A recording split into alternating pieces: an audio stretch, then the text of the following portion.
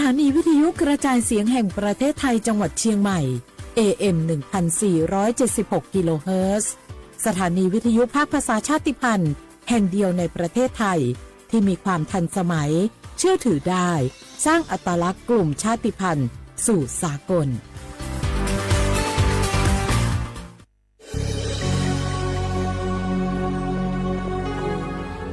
เกิดเป็นคนไทยเติบโตบนผืนแผ่นดินไทยจงภูมิใจในความเป็นไทยชาติไทยเรานั้นนับเป็นชาติที่มีความเป็นมาเก่าแก่ยาวนานเรามีภาษาวัฒนธรรมและมีสิ่งต่างๆที่เป็นเอกลักษณ์ให้เราได้ภาคภูมิใจในความเป็นคนไทยเราควรเห็นคุณค่าและมีความรักชาติหวงแหนแผ่นดินอันเป็นมรดกของบรรพชน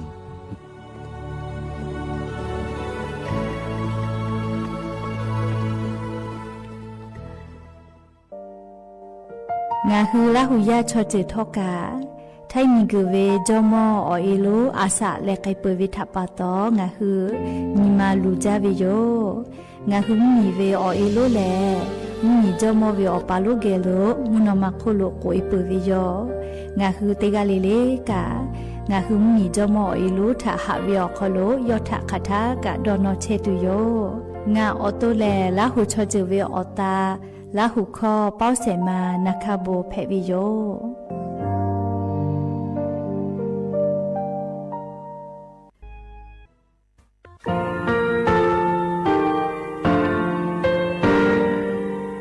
งาคือมีติปิเพกาวิเชแล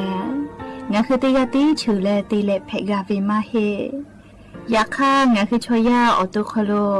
กาติเชวิออโครคาติผาคาชุโยอาชุโยวิโยกาคาเดติเลอติเกกาพุติลาวิทัปปาตองาคือชอยาอาสติกาวิโยงาคือออตุคโลออกโคคากาติเชวิอือเวอีเวมาโกติยาลิเลทอกาอายิอือเวคาชเวเพวิโยอลากวงาคือออตุคโลออกโคคากาติยายามาติยาลาวิโลโกงาคือชอยาทอกา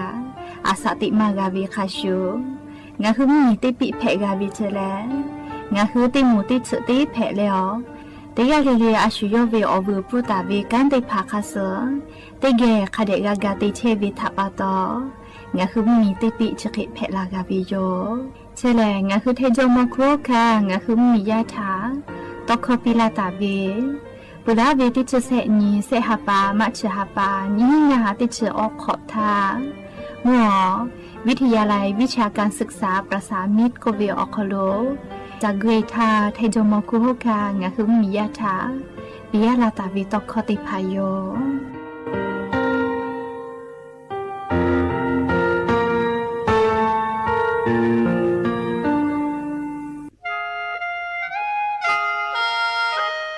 คณะรัฐมนตรีมติจอตาเวคาสนิชกอนิติชหปานิหิงาหาขอชิสขอวิอยาวคโลมติจอเลจิชิตาเวคาสงาหุมมียาบะเตเวพ่อปะหะจอเชเวงาคือไทมีเกขอเชอวิชอติภาทาบะเตปีแต่ก็แลจิชิตาเวคาสมีเวอเลี้ยวค่ามาตราติชสอคโลกุบตาเวงาคือมีอคโลชอตอชอลุพ่อเวพระราชบัญญัตินิหิงาหันชิญขอคโลกุบตาเวคาสไทมีเกคโลพอลุลาและเชลามอวิชอติภาและทะเบียนประวัติภาคเดเจจอวิชอติภา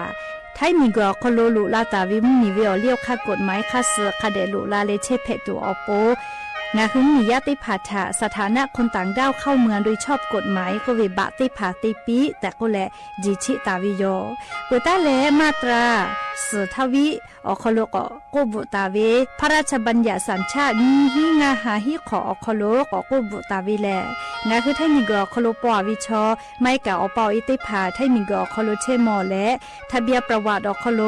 บะมาโจเฮเวกาญาติภาแลสัญชาติไทยติภาลอเพวิเจ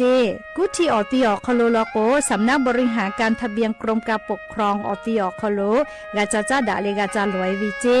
ออกาญูเวตันจาวติภาแลเนคือ คือทะเบียนประวัติค่าซื้ออาเพื่อสนาออกคอโลอาจุยากาเตวิอเหนียวยาออกคอโลจะลอยเพบิเจ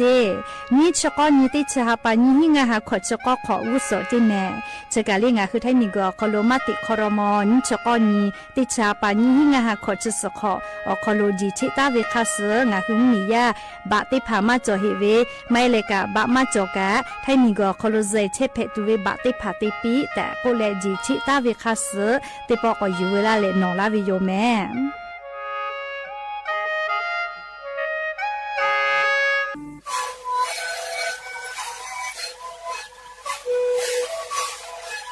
ชีวิตกูมันคือยาแก้เชื้อดีออกข้อเชื้อแล้วหูเข้าตัวกูออกทีจังหวัดที่ไหนเอ็มนาบาเต็งที่โอหาสุดที่เขาตัวเฮเล่นเล่นหลอกเอาพ่อเอายาแก้เชื้อได้หน่อยดูแลได้ชิ้นหน่อยเล่นถูกไปเอายาที่มันเคยแต่แล้วก็มันชอบพยองเล่นเล่นแล้วหูคอก็เชื้อดีและงานแล้วหูคอก็เชื้อสมานในกระโบในดีโซ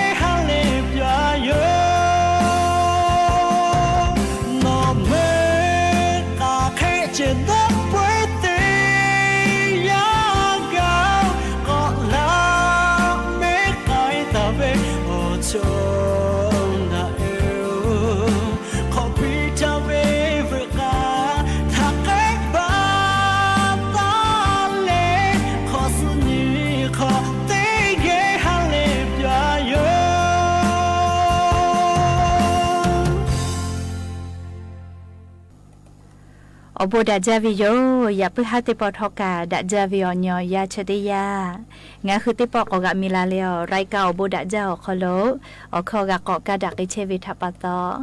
รอเปิดติกาเลเลถาตาอุยยาวิอคอโลละเซจาเลอไรกาโบดาจาคอโลหาอยู่ลาวิโยแมหาวิอวิอเนียระหุยาข้าพ่อเชพอโลเชตาวิขาคิเพเชเลนาติกาเลเลทอกาจาเมดอเมซุเมกาเมฮาเลดอซาเชอลีนาชุดเจวิอยากาเนี่ยคือไทมิงกอคอโลแลมุกะวิอยามาปุหิวิทัปตองะคือติกาลิเลกาอเจ้ายาคาสเพตอลาเชเวอานาอากอติพัทาเนี่ยคือตอดะเลอปูกากากิจูติกาลิเลกาอาชุยอตัวยอเยกาเชซาจอซาพุตุอปูอายีเตเลคาเดนหาซาดักอิสิแมและยันยิวิอยากาชุดซอคอโลสเปญีนียันยิเลเตฮัปาจานาวริฮัปาอคอโลยะญอฮัปาสุขอญิลอนเพวิโยและจะขอโทษการยิฮีนิชุขอมุขอเพวิโยหาวิอวิอเนระหุยาติเผาเตฮาเลเลวิอยาฮินาริควายตาเลอก็นาริทักไกเตฮาเลเลงาฮือละหุคอไรกาอบุดาเจ้าคอโลตอกไอเชวิโยวิทยุเรดิโอAM เตฮิโอฮาสจิกกิโลเฮิร์ตเตไลพองาฮือละหุคอตอกไอเชอปุตตะเลกานิพอเตพอแล Facebook Fan Page สวทเชียงใหม่ AM 1476พอกะไลฟ์สดติตอกไอเชวิโยวิอเนระหุยาติภา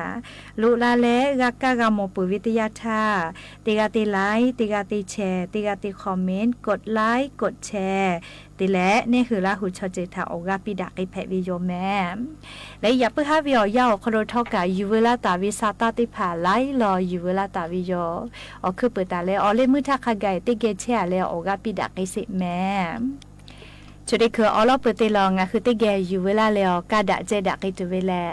ยานิงะหึมเหมียวคโดแพกเชเวอเจ้ายามุชามุยีมุกะมุหอพอจาดะเวซาตาอลอติพัทาอลออยู่เวลาเลงะคือติแกกาดะเจดะกิตโยแม่จุยจอปากรมุตุนิยมวิทยาพ่ออยู่คือฉันแต่นี่แหละอลอซาตาปิลาตาวิแม่งะคือไทมิกอคโลกะยานิฮาปัสขอนตาเลติชุนีติฮาปาจานาวริฮาปาวิอยาเชอคโลให้ปามิกพ่อมือเชเวลาตาวิมุกะวิมุฮอกอมาติดีลุลาตุโยเจงาคือไทมยอนาติตอพ่อแลติปอกกะจากตุโยจิแม่มุกะวิอซาอุภาภูมิกันตาเลอองศาขะไกอยาตุโยเจฮาปัสขอนตาเลติชุนิวิอยาคโล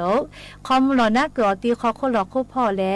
มุกะจาเลมุสนาวิอยาจือกาเลอังดิคอคเลพื้แลกะแพกไกตุโยจิแม่เมื่อขอพอกะติปอกกอเลกอกาลาเวเลขกว่าจะขอป้อมกะวิอยามาปึเฮลอแม่กะเตเลไทมิกอฮอเตตอพ่อโกเตกะติติมุยิกาลาเลละชือพ่ออีกะอืบากะเฮตะลาตุโยเจยก็ไผอีสาพ่อกะกะไกวิโยเลไทมิกอฮอเตตอพ่อแลเลมุยิกาจะจอเจคาเตเลไทมิกอก็จะเตตอแลกุทิพ่อลอโกอาจจะกอกอลาวิเจจิแม่เลชกะจุยจอปากกรมตุนิยมวิทยาพ่ออยู่คือฉันแต่นี่แล้วอลอซาตาติผาปิลาตาวิโยแม่หาวิอวิอเนละหุยาติเผาติปอแลกายากอโคโลตานุดาแต่เล่าจิแม่เลตานุดาแต่เล่าจิแม่เฮกว่าอามาเตเวเลก็โคเลงาคือเยเชเวหมอทอกามุขอเดเตเวจิแม่เลอลอโกไลกาแลหมอทอกาเยเชเวมุขอเดนะจาเวเดอามาเตเลโกนามาเครื่องมาปาเวเฮกว่าจะนอตุเวทยาธานามาตุปือวิทปาตอมคอตอลาเว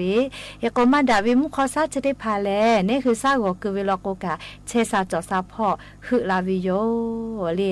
เตเตกอชพุขอกะมาเลอานาติภากะแพกไกลาวิจิแม่มาดาวิมุขอซาจะได้พาค่าฝุ่น PM 2.5 มุขอซาอคอโลลาตาวินี่คือเมสนิมาหมอวิจะได้พานี่คือซาโกคือมาวิทยาธาจะดาปะตอเลตานุทางหลวงพ่อกะดาแต่และเหลมอทกามุขอเดนะเวติภาทะแตะและมือกะมือเลมมีวิอเลียวคากฎหมายแต่เวคัสอายีเตไกตุโยเจเลจะดาปะตองาคือละหุยามอทกาเยเชเวทอเลติกาลิลิกานามาเครื่องเตภากันนีและกาปาวิแม่ ลิชกาอยู่เวลาแล้ววิญญาณละหุยติพัทธะอรสาตติภากาลาวิโยแม่ฮาวิวิญญาณละหุยติภาชติตุกาหิแม่ตาโยปปสภาค5พ่อเลนัวอำเภอแม่แจ่มพ่อณชกาป่าเจ้าก็มาเรียเฮโรอีนก็ยาฟีฟูก็วิอยู่นะยาเอติชอขอเวียยาฟีฟูฮอปีวิโลเจนัวเรียตามโบแม่ศึกอำเภอแม่แจ่มพ่อเรียอปาชกามากาเจ้าก็มาอยาฟีฟูติดอวิถ้าปาตอลีฮอปีป่ายาเออากาติชอขอกะฮอปีวิโลเจแค่ก็ฮอปีป่าถ้าอปาทูวิถ้าปาตออยู่ยาวิเจเรียโลยาฟีฟูชติภากาเรียยิให้จาวิแม่เรียชราปาตอยาปยามิทากะสติคเดปิแม่และเรียวเวียนละหุยติภาจะได้คือเวียาวคโลกามอันทะเลอเลมือตินเพวิโยเรียขอจะหาจาเวียาวคโลสุญญสติตาเลฟาวิลิกายะก็คโลมอทกาธิดาวิทาเฮก็อันทาเรียวเลมือตินเรียอันทาชอมอทกาธิดาเวคาปุยติฮาเลออชนิปอลอจิแม่นาเวียติฮาเลงัดชงากาเจเรียวเลมือตินยอคโลชอกะเซโลเมเรียติชอกกาเซวิเจอันทากายะก็คโลมอทกาธิดาวิทาปาตอเฮก็แลจะขอเรียขอปีตินี้เซชตินตาเวลาแลฮาปัสงานยิติฮาปาจานาวริฮาปาเวียชอคโลมอทกาธิดาเวเรียคาเปตีหิงาหาติชติปอเจนาเวติหิโอฮาขอชโอกาเจเซเวเรียนี่ฮาเลสุชนิกาจิแม่จะแลเรียนี่หิงาหาขอชก็ขอคโลกายะก็คโลมอทกาธิดาเลฟาเวเรียงาคือขอจะหาจาเวียสุนิสติตาเลฟาเวียคโลเวจาลาติภาเพวิโย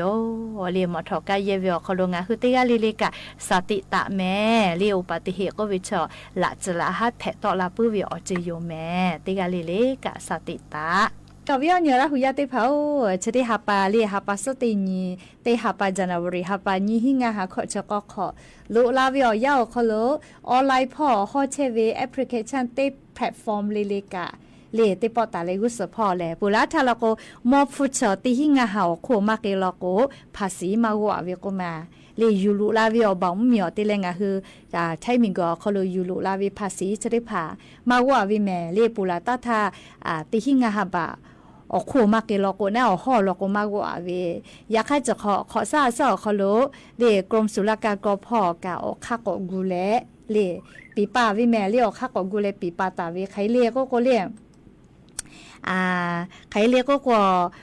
ภาษีเลยออนไลน์พอติแพลตฟอร์มเลยมอฮเชเวมอฟุติบะทักขะไกอบอมมีพ่อโลยูลุลาตาวิมอติผาเพวิลโกภาษีตาโกไกวิเจอฟุติบะทักขะไกตาโกไกวิเจแมลิภาษีเลยยก็ชะกะนาเลนิเวตยาทางาคือมียามีไทยมีก็คลุเชอวิกาดาวิมออฟูปีอาเวเคลิกุดาวิมอติผากาเยตุอโปดอลอวิเจหรือรายการลีมอฮอจาวิอคโลมอฮอป่าติผานะงาคือไทยมิงกอคโลกาลีมอติผาติตอเลฮอเชวิทัปตอจะได้ผากาฮอกาเลหุยีกาเลเชกาเลอฟูมากาปืดาจากิตุอโปนะดอลอเลกุตาวิเจเลดอลอเลกุตาวิเจแม่เลขกอวิอเนียละหุยติผาทอกะออกคากวานี้เลติปอเลแพลตฟอร์มนะออนไลน์พอมอฮอเวเลมอฮอเวติผาทอกาลีคาเปยนะเลตัวลอติบะทากาตาก็เกตุโยเจเลมอฟติผาตาก็เกตุโยเจแมลีชกะยูเวลาเลลิงะคือราหุยติผาทะทูลาวิโยฮาวิอเวียเนละหุยติผาประกาศสังคมมาตราเซชเซติโมเลเลจะได้หาปาลอกแลนี่คือประกาศสังคมบอกคโลพุบะกุวิกาปุระทาหาปาฟุติมึงอะฮิเวียตาเวเลติมึงอะฮิเวียโคโลโกประกาศสังคมพอนุยูอาวินะสหาเลงะฉบะนุยูแม่อยากให้จะได้หาปาตาเลกุสพอแล้วก็ฮิฮาเลนชงาบะเลตานุไกตุโยเจอยากหาปาฟุติมือสือฮิงาฮาอโคไตวิติมุทะฮิฮาเลนิชงาบะเลประกาศสังคมพอนุยูอาตุโยเจเฮก็อฟูเลนุยูอามาวิคาชูประกาศสังคมอคโลกะงาคือประกาศสังคมเตตาวิติมุทะคือดาวิเคเลไล่จือพ่อปีพ่อกะ เนี่ยติปอกปิดแถลักอีตุโยเจประกาศสังคมอคโลนะเล่แค่กว่าวิญญาณเนี่ยละหุยาติภากะเล่จะได้หาปาลอกว่าญาณิแม่เล่ประกาศสังคม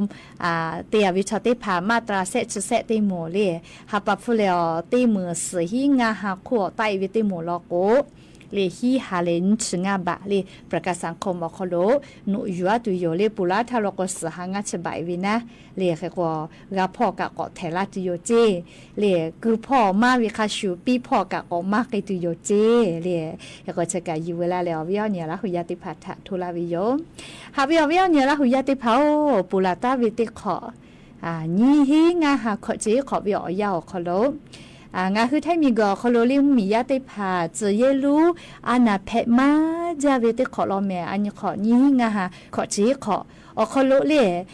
เจเยลูอานาเพวิชอค่ะใครมามากาวิเลโกเตลาเตเซฮิมือกาวิเจโออลากาพะลอแม่เลอันนี้ขอเปล่าเจเยลูอานาเพวิจาลามาจาลอเลอลากาพะกาวิโลจิเมลิชอนาวิติโมนาเลนาวิติโมจะเคยมากาวิเจเตลาเตเซฮิมือกาวิเจแม่เลจะเยลูอานาเพเวียคเตเลชอเซเวเลจะเยลูอานาเพเลเซเวเตฮาเลนชงากาวิเจชอเลียนยุขอเป้าวิจาลาแม่เลจะขอเป้ามาปอดาเฮเลียนยุขอวิจาลาเลขาเปเตหันชงากาเซวิเจและนามาจาเวติโมลโกยาเอเตผาลอเจอาสางาขอตาแล้วก็ขอคอโลวิยาติโมจะเยลูอานาเลตินาวิมาจาเวอโมเพวิเจเลยาเอโลเมเลจะเยลูอานาเพมาจาเวนะเลคเตเลอเซเวมาวิติโมชอมอชอแกแลอตุคอโลเลอานาจเลหะซาเลมาในชีปุเวอานาจตาวิติโมเพวิโลเจเลจะเยลูอานาเปดาวิเพวิกาอลากาพะเซวิกาอหากาพะกาวิโลเมเทมาจาวิโลโกยาเออาสางาขอตาแล้วก็ขอคอโลวิติโมเจคเตเลนาเลเซมาวิอมาวิเลชมอชอแกอาสากาเวติผาติเลกาลิออตุคอโลอานาจตาวิติโมเพวิโลเจเลชนากะมาโลเมเลียนยุขอเป้าชอจะเยลูอานาเพมาจาวิติขออยู่ก็มาคเตเลมาวิงะคือไทมิงก็คอโลจะเยลูอานาเพเชวิออปุมานี่ยาจอวิจิแม่เลอลอติยาชอสายพันเอเจสายพันเอติจือเจแมลี่เพมาจาวิงะคือไทมิงก็คอโลปุลาตาเวติขอนะเพมาจาเวเลสายพันเอเจสายพันบีกะเพเวเลคือก็จะเยลูอานาชกานิเวติยาถ้าจะเยนาวิชูเวยาคาเลจะเยลูอานาอปุมาเชื้อไวรัสเพวิโยเฮโกกะนาชินาจาวิเมลีอมกูขอคาไกชินาวิจิจะเยลูอานาเชเลเฮโกจะเยนาวิอาเกจาวินะเรียกกฎชกาอนาถตอดาและฝาพ่อกติปากองระบาดวิทยากรมควบคุมโรคพ่อโยคือซาตาปิลาวิโยเรียฮัปสตินีเตฮัปจานาวริฮัปนีหิงาหาขอเชฮิขอเตเลเรียเซชนีเตชนีฮัปนีหิงาหาขอเชขอวิอยาเชอคอโลนาวิชอคาเปเตลาเตเซฮิมือเซฮิฮาเลนชเซกาเซวิจาลาเลชอเลเตฮาเลนชงากาเจเลนามาจาวีอาสางาขอตาแล้วก็ขอคอโลวิติมูเปือโกเลียอาสาอขอฮอวิติมูเปือโกยาเนติชขอตาเลติชอขอคอโลวิติมูเจเลขขอนิเวติยาทาเลนาจาวิติผาชอตุคอโลอานาจเลชมอติผาจิแมเลขขอจะได้คือกาจะเยลูอานาจะได้พานาลีกาทิแป้นดักเชหิวิโยชออันยขอป้าวิจาลาเจติอยู่เวลาเลโทมาลาเชวิแม่เรียกว่าเวียวเนี่ยละหุยาติพัทกะอตุคาเดหะซะลีจะแย่นะชกาชอมาสมาเฮลอชกาโอฮากาพะสโลเมเลียนยขอเป้าเจติกาชกาอยู่เวลาเลอเวียวเนี่ยละหุยาติพัทะเกามาลาวิโยแม่ก็จะเลกาเลจะได้สอคอโลแลยาไอออนเพวิแม่ลีจะได้สเปคอญอคอโลงาคือไทมิงกอคอโลเตคอเลเลกานิสเตสเปคอญเวียยาเลยาไอออนนี้แต่ก็แลแต่ตาวิโยจะได้ปตอลิงาคือสำนักงานประชาสัมพันธ์ที่3เตเล เรื่องคือข้อต่อคือสถานีวิทยุกระจายเสียงแห่งประเทศไทยจังหวัดเชียงใหม่ออกคโลติแกปอดาวิออกคโลเลยย้ายออกนี้แต่ไกจุโยแม่มุสานาฮินาลิตาเลสาวุมหลอกติชนาลิทักกะแกย้ายออกนี้แต่ไกจุโยงาคือวิอเนี่ยละหุยาติพายาเลติผาจอวิลกูกางาฮือจิใหม่ลาหูเข้าตอกอติอคโลกายาปายามีติผาทาสิเวลาเลจากุลาลาโซติผาคนุจาตุเกมลิกุตุกาลูไลเจคาเดกูเฮตาวิโยเลกงาฮือออกเข้าตอกอติอคโลกาเตขอลิยายอนีติลาเชวิโยเลงาฮือไทมิงกอคโลแลยายอนีวิอยาคโลเลมีอหัวน่ะกะติเชเวนายกรัฐมนตรีเทวิติกาเลย้ายติผาถะตอดคอ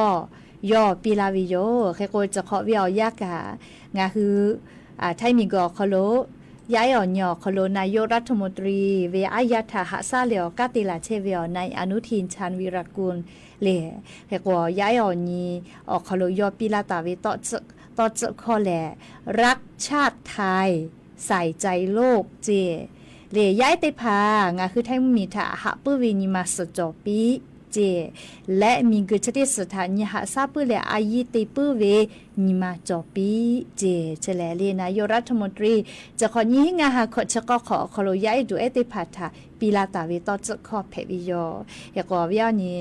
ลาหุยาติภากาจะได้สอคโลจิใหม่ตุนุตุซาทอคโลกาพอวิจิแม่ยาแอกวิชอติชินขอหอวิอาเจติสอวิโลแม่เล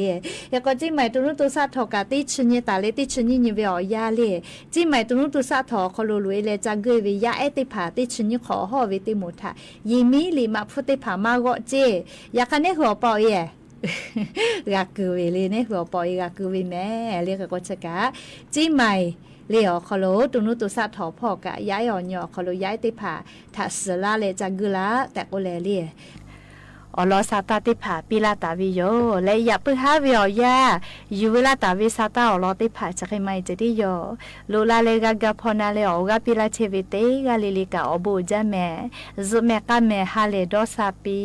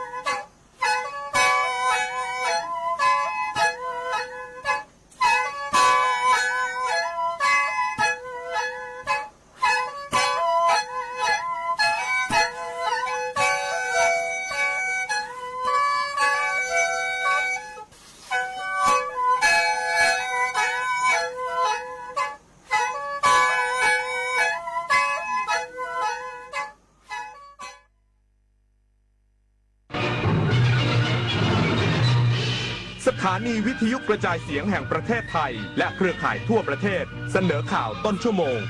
รู้เร็วรู้จริงเกาะติดทุกสถานการณ์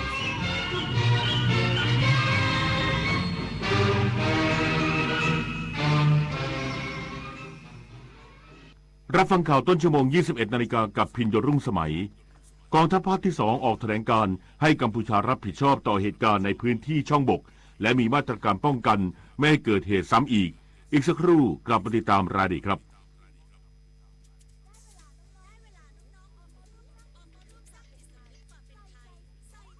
เด็กนะผมแค่7 ขวบจะโดนหลอกด้วยเหรอแต่เล่นเป็นนะโหลดเป็นด้วยก็นี่ไงเพราะเด็กสมัยเนี้ยเข้าถึงสมาร์ทโฟนเร็วมากแถมยังเล่นเกมเก่งแบบน้องพี่นี่แหละหยุดคิดถามเช็คถ้าเป็นเกมที่ต้องโอนเงินก่อนหรือชวนให้เล่นได้เงินง่ายๆอย่าเชื่ออย่าโหลดร่วมกันสอดส่องบุตรหลานปกป้องจากเกมออนไลน์หลอกลวงและภัยจากมิจฉาชีพ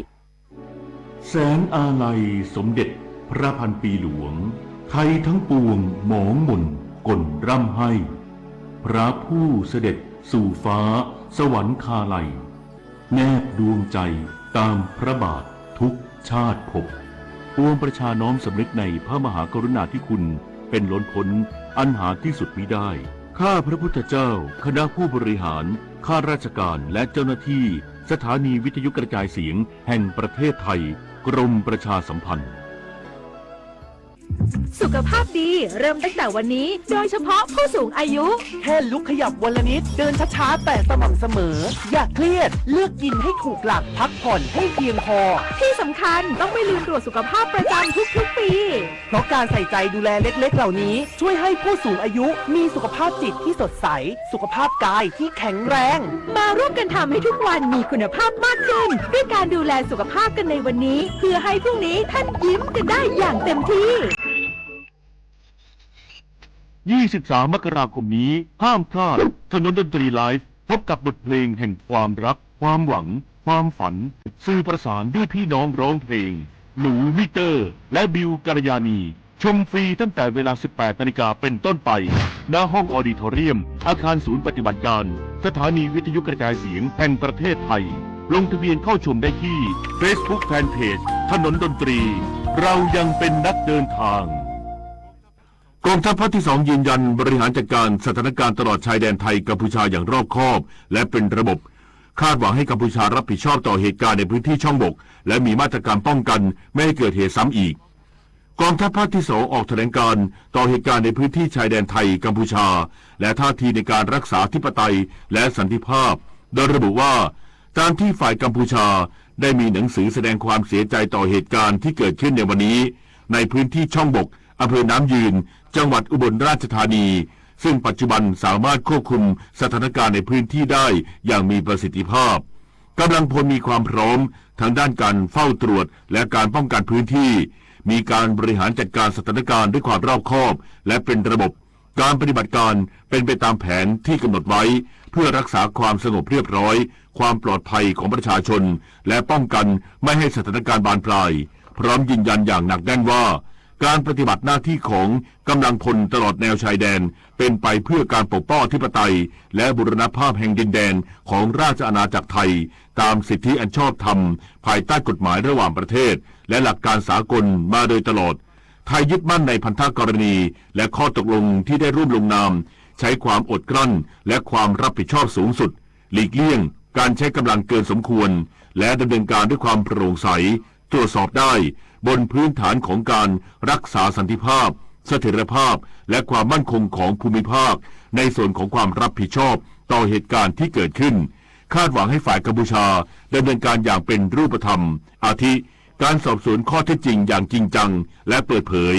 การกำหนดมาตรการป้องกันเพื่อไม่ให้เกิดเหตุในลักษณะเดียวกันซ้ำอีกรวมทั้งการประสานงานผ่านกลไกทวิภาคีที่มีอยู่เพื่อสร้างความเชื่อมั่นลดความหวาดระแวงและฟื้นฟูสถานการณ์ให้กลับสู่สภาวะปกติโดยเร็วอันจะนำไปสู่สันติภาพเสถียรภาพและความปลอดภัยของประชาชนตามแนวชายแดนอย่างยั่งยืนอำเภอกาบเชิงตรวจสอบพื้นที่กระสุนตกในตำบลแนงมุดเพิ่มเติมรวม60จุดไม่พบความเสียหายนายสุทธิโรจน์เจริญธนศักดิ์นายอำเภอกาบเชิงจังหวัดสุรินทร์เปิดเผยว่า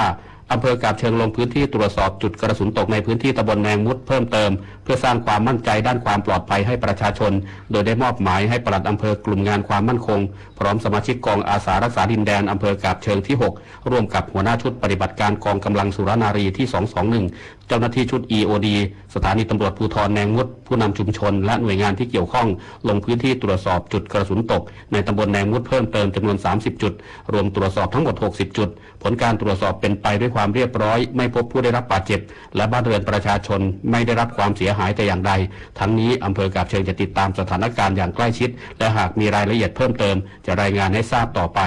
กฤษดาสุนทรสวทสุรินทร์รายงานคณะกรรมการปปชมีมติให้นายพัทรศักดิ์วรรณแสงกรรมการปปชกำกับดูแลสำนักไต่สวนการทุจริตภาครัฐ1และสำนักตรวจสอบทรัพย์สินภาครัฐและรัฐวิสาหกิจ1แทนกรรมการปปชที่ถูกกล่าวหานายสุรพงษ์อินทรถาวรรองเลขาธิการคณะกรรมการป้องกันและปราบปรามการทุจริตแห่งชาติหรือปปชรักษาราชการแทนเลขาธิการคณะกรรมการปปชในฐานะโฆษกสำนักงานปปชแถลงว่าตามที่สำนักงานตำรวจแห่งชาติได้แถลงข่าวเกี่ยวกับคดีการให้ทองคำแท่งเพื่อช่วยเหลือในทางคดีซึ่งมีผู้ถูกกล่าวหา6รายและได้ส่งสำนวนไปยังสำนักงานปปชเมื่อวันที่5มกราคม2569นั้นคณะกรรมการปปชในการประชุมครั้งที่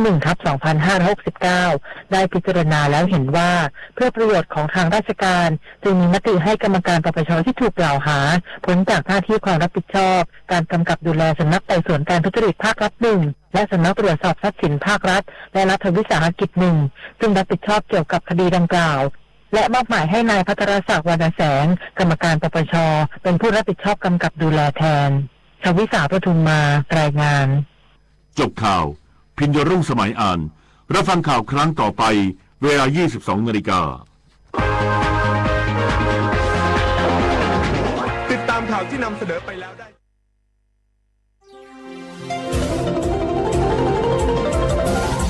วิทยุแห่งประเทศไทยให้ความรู้คู่ความสุข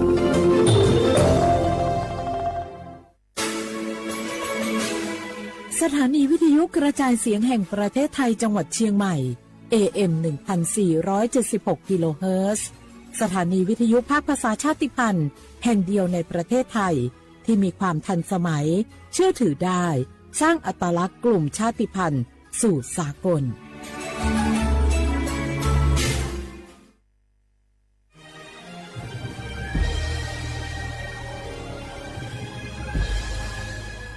เกิดเป็นคนไทยเติบโตบนผืนแผ่นดินไทยจงภูมิใจในความเป็นไทยชาติไทยเรานั้นนับเป็นชาติที่มีความเป็นมาเก่าแก่ยาวนานเรามีภาษาวัฒนธรรมและมีสิ่งต่างๆที่เป็นเอกลักษณ์ให้เราได้ภาคภูมิใจในความเป็นคนไทยเราควรเห็นคุณค่าและมีความรักชาติหวงแหนแผ่นดินอันเป็นมรดกของบรรพชนร่วมภาคภูมิใจในความเป็นไทย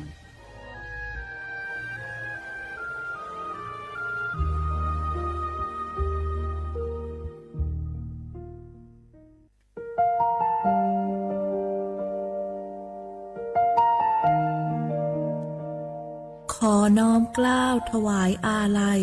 สมเด็จพระพันปีหลวงพระแม่แห่งแผ่นดินผู้ทรงเมตตาเหนือเกล้า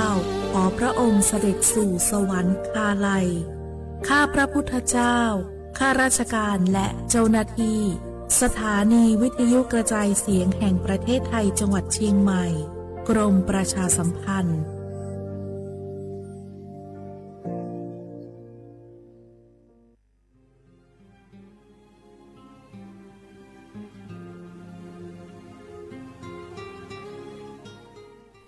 This is a moment of profound grief for the Kingdom of Thailand. We, the collective voices of Radio Thailand Chiang Mai, join the Thai nation in mourning the passing of our beloved Queen Martha, Her Majesty Queen Sirikit. Her life was a testament to the unwavering service, grace, and deep love for the Thai people. Our humble condolences and thoughts are with His Majesty the King, the royal family, and all the Thai people during this deeply sorrowful time. We will remember her forever.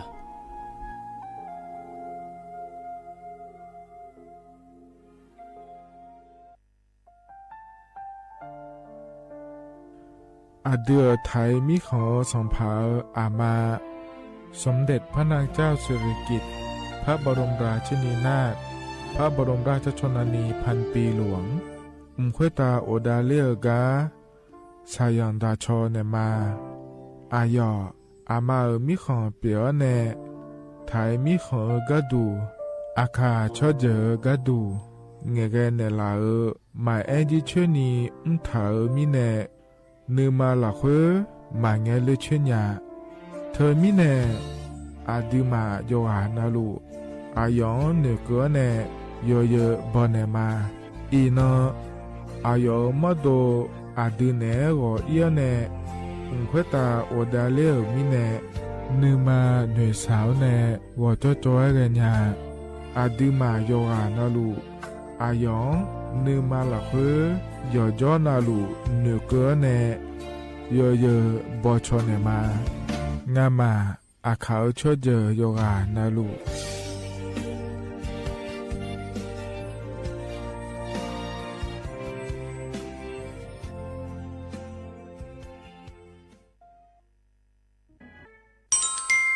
อาเย็นเยเจลังเงอันนี้เชวบาลาเชสีอาคนนี้พังอายาโกเชสิเงนอแต่ก็คณะรัฐมนตรีบอจาวล้วนอาเย็นนี้สัญชาติก็กอสาลูเดินชาวบ้านเนก็ดูเดและบอจางเดยเนียเด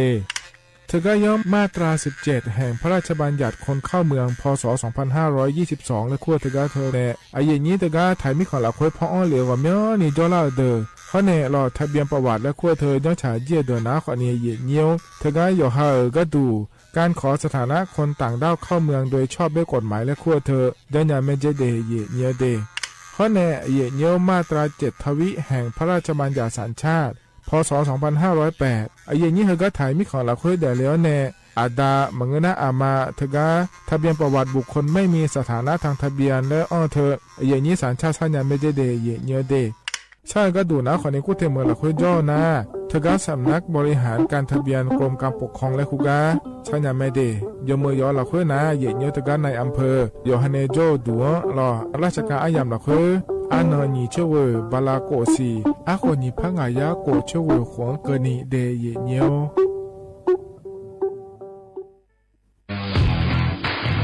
รัฐบาลไทยประกาศสงครามสแกมเมอร์รัฐบาลจึงได้ประกาศสงครามกับสแกมเมอร์ในฐานะที่สแกมเมอร์เป็นวาระแห่งชาติและในวันนี้ผมก็ได้ใช้โอกาสนี้มารายงานความคืบหน้าและเน้นย้ำถึงสิ่งที่เราต้องร่วมกันทำต่อไปรัฐบาลได้จัดตั้งคณะกรรมการอำนวยการป้องกันและปราบปรามอาชญากรรมทางเทคโนโลยีขึ้นมาโดยมีผมเป็นประธานด้วยตนเองเพื่อให้ทุกหน่วยงานทำงานไปในทิศทางเดียวกันเราได้มีการลงนามบันทึกความเข้าใจระหว่าง15หน่วยงานหลักทั้งภาครัฐและภาคเอกชนตลอดจนสถาบันการเงินเพื่ออุดช่องโหว่ทางการเงินและตัดเส้นทางเงินของกระบวนการอาชญากรรมเหล่านี้ให้สิ้นซากรวมพลังคนไทยต้านภัยสแกมเมอร์นายอนุทินชาญวีรกูลนายกรัฐมนตรี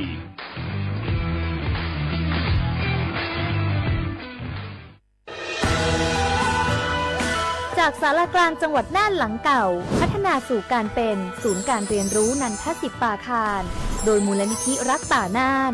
นับเป็นพระมหากรุณาธิคุณที่สมเด็จพระกนิษฐาธิราชเจ้ากรมสมเด็จพระเทพรัตนราชสุดาสยามบรมราชกุมารีได้พระราชทานนามนันทศิษย์ป่าคารอันหมายถึงอาคารแห่งความรู้ทุกแขนงของจังหวัดน่าน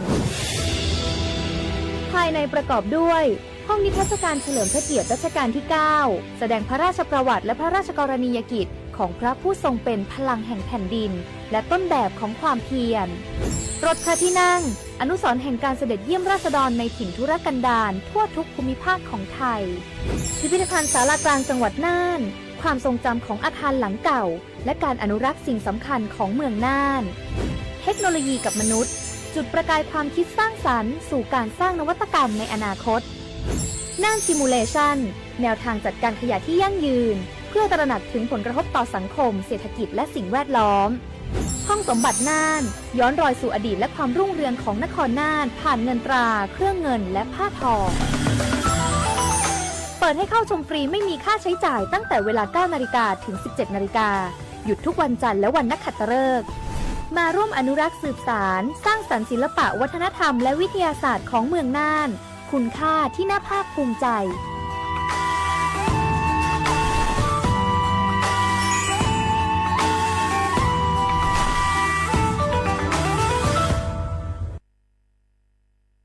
สปสชโยอานาลูอาดูยมือจะซาดูลาญาอนาโกโลขุมยาอุตาจะซาดูจียงหลังในยานีหลัวแม่บัตรประชาชนยา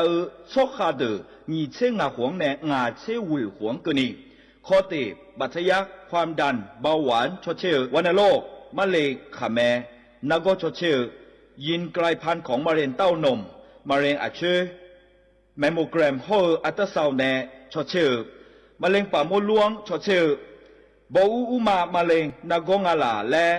ตัวเฉียงเชโฮบูเดียงเชโฮขมเมสเดืองเชลสิญญาเจมอนาสปสชติซุ่มจำยอสปสชเขตหนึ่งเชียงใหม่นากาจำยองาซุ่มยี่เยงาซุ่มงปโยดามโอเดนากาตีโกจำยอนึมานากอนาลูเดนากาติซุ่มยี่ซุ่มโยกานาลูก็ดูไม่ได้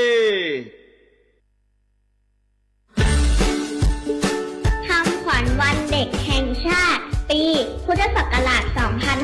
2569 รักชาติไทยใส่ใจโลกสถานีวิทยุกระจายเสียงแห่งประเทศไทยจังหวัดเชียงใหม่ขอเชิญน้องๆหนูๆร่วมงานวันเด็กแห่งชาติประจำปี 2569 ในวันเสาร์ที่ 10 มกราคม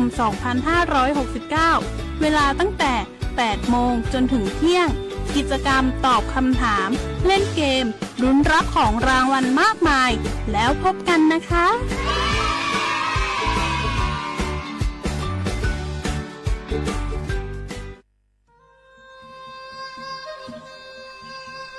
ยาโปนาลูเฮตาฮอดาเงอุเฮฮาเล PM 2.5 เฮมีดาลางาเลศิลางาอาดูมาเนจังเงดเจอปะปะกัวเงเจมีจาเคมิเนเฮดดตอลูชัวยามอดดลาเนมัวขเนียมามึงอเดเมียนพีลาขบยานาลาฮอเนสากอพปานกอขอนีเปลายังาอาดูมาโยอานาลูกุมเนมีจามาเคนีโยฮาเนยับมุเนยับเพเลเธอโลไทเนเฉเนปุยเก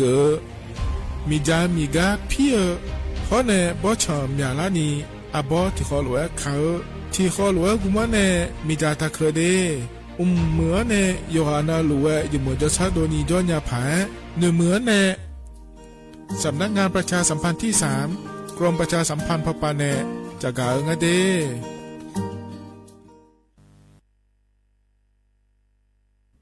ข้าชอ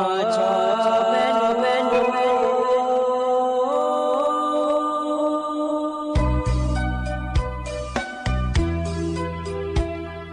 ดานีจอปุเลงดอวทุยาคาเบดานีจอโมเลง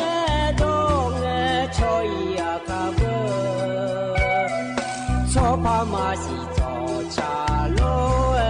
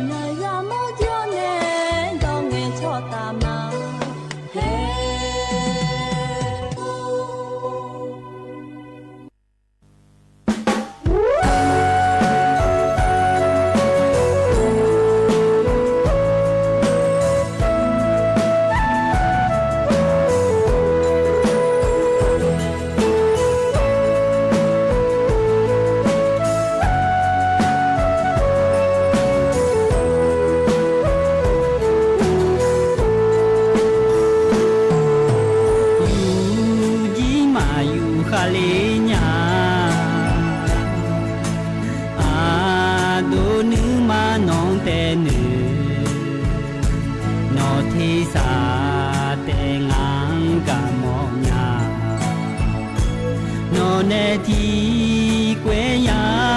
โจนาจีจีบยาบยายาโจขอ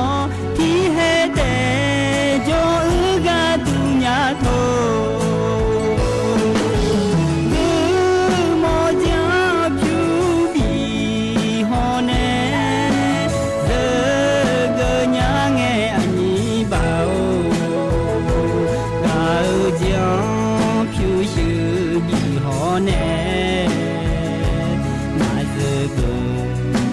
มีแนวยืนยาน้องกะงานนึงมาน้องนึกจองยาพายอายุยาจองลาบูเบาน้องนึกห้องเนลาเช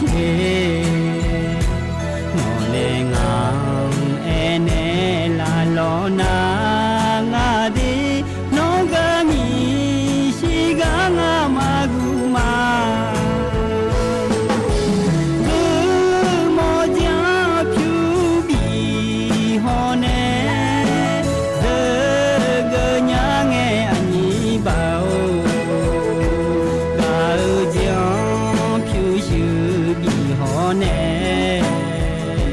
มาซะกะญามีแนวยืนยา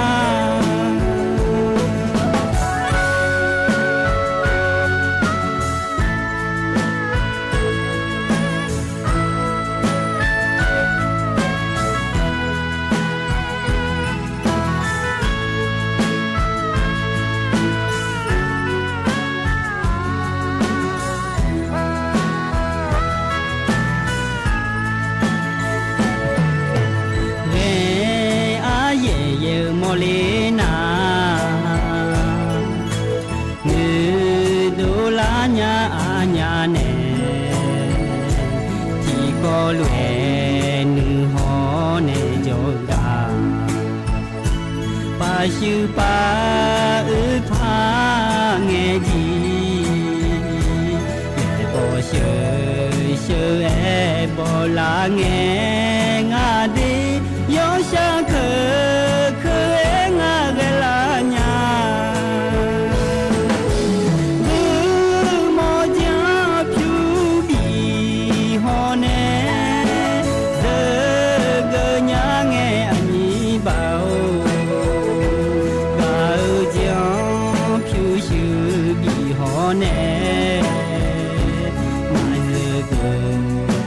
มีแนวยืนยา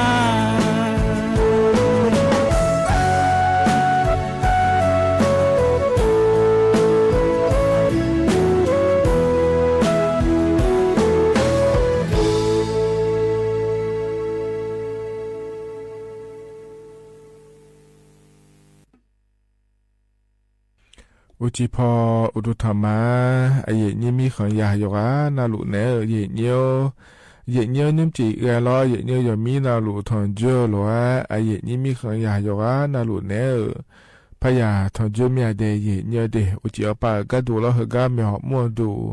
รอสวทเชียงใหม่เนเยนี่โยนาลุเนยทอนเจอเฮนาขอเนนาลีอายัมนาลีเวลาเนนาลีเชลังเกนิแมเยเนียที่มิเนลอนุ่มจิเกเราอย่ามีนาลุทอนเจอหลัวงานเนอาโยเชื่อมือเนที่ขอหลัวเจอรามาเยเนี่ยเราเธอเยนี่โยนาลุล้อมาข้อปาเนมาเฟซบุ๊กปาเนมาชันเทเนนะหารยาแม่เดเยเนี่ยเดมาข้อปากระดูนะขอเนAM ที่พัดยาสิเชโกกิโลเฮิร์ตรอเยเนี่ยข้อเนล้อเฟซบุ๊กปากระดูนะเธอก็ชอบโปกาเราเฟซบุ๊กละคนละเนรอสวทจุดเชียงใหม่ AM 1476กิโลเฮิรตซ์แล้วโบนะขอในเธอก็$แม่เธอก็ชันเทฐานในนะหารยาแม่เดเยเนี่ยเดเฮดอนะขอเนี่ยล้อเยนี่ยปนาลูล้อเยนี่เนี่ยถอนจุลังเยแอปโปเมียเยเนี่ยล้อเยนี่จอนาลูนะหาลาเดนะนัวสิญาแม่ขอเนี่ยที่อานาล้อยุ่มห้อยากนะหายากาวเนี่ย แล้วเนี่ยฮอลาแล้วเนี่ยนะฮะแล้วขอนี่ยาสิญญาภายแล้วจะกะเอกาโปไหนในบิสิบิกาเลเดยเนเดกะหมอกมุนดูเหนะขอนี่เธอรัฐบาลก็ข้าวหมอกมิเนเดือไทยมีเขาปารัฐบาลก็ก่อเยเนื้อลอยเจจิมดาจาก็ดูงาเจจิชบาดายากะดูงาเจจิจะกะเอกาก็ดูงาและเดืออาคาดอนในเยเนื้อจะกะเอกาเกินเอลมาเยเนื้อเราที่มีในเยเนื้อฉันเทนนะหาญาแม่เยเนื้อน่าแต่มังเงอรอเยเนื้อก็ต้องเชื่อก็ก่อมาจงพาเกก็ก่อมาขอในจะกะเอกาดานในบิสิบิกามาเดเยเนื้อเดนะหาญาแม่เยเนื้อเจริญเงอุศอายามาคุยขอเนี่ยนาลีเย่หลานเนี่ยกุยหลังกันนี้ยาถอนจุมาเย่เนียวนายยุจิกที่ยามแล้วพระเจ้าดามาเดเย่ยินเทียนาอุศอปาอายามินมายามินเนาะมายานะหาขอจ้อถึงมินอุจิอปาขอเนี่ยนะหาเกิดผายเนาะกะกออุศอปาจากาขอเนี่ยเย่นี้ขอกะอุจิอปากันนี้ยาบิกาเกิดผายจากาเอกาดานเนี่ยบิสิบิกามาเย่เนียวยุมจิอายามยากอลมธรรมเดเย่เนียวเดเธอเนี่ยก็เกิดแล้วอันนั้นเชื่อติเงินอบตล้อเชื่อชาลาก็ดูขอในเงินมินาที่มินาเธอก็ขอในข้านงาจะกะเอกาได้นั้นในบิสิบิกามาเยเนี่ยแล้วยังมีก็รอเยเนี่ยข้านงจะกะได้ไหนบ้างเดที่มินาเยนี่เฟซบุ๊กปนในหาลูนะกดไลค์กดแชร์เธอจะไหนยังไม่เดเยเนี่ยที่คนเราจะได้มาเยเนี่ยคือกันเนี่ยนะเยเนี่ยอันนั้นจะแม่จะกะเอกาได้ไหนมาเดเยเนี่ยเดนิมจิฮกาเยนี่นะทอนเจอเดืออาคารอันนั้นลองที่เนาะฉลางาเดเยเนียวบลาสีนาขอเนี่ยที่สี่อาขอน้ำมังที่โขงาเดท้ายอันนั้นอินาวันอังคารอันนั้นโกบลาสีน้ำมกราคมอาขอนั้นยิพังอายาโกช่วยงาเดเยเนียวนะขอตัวละโตลอเยนี่นะทอนเจอนิมจิอายาเมื่อละคุยเยเนียวกางานเนี่ยก็กอแหลมถ่ายไม่จะกาได้ไหนมีนาล้อแต่ชาติบิมเล่พนักหาดามาเยเนียวอโดอนุมเนชาแต่ช่างาเดเยเนียวเดเธอมียามาจอมีในย้อยด้วยสัญญาเล่ชาแต่ช่างาเดที่ขอไว้นะหาเบียดามาเยเนียว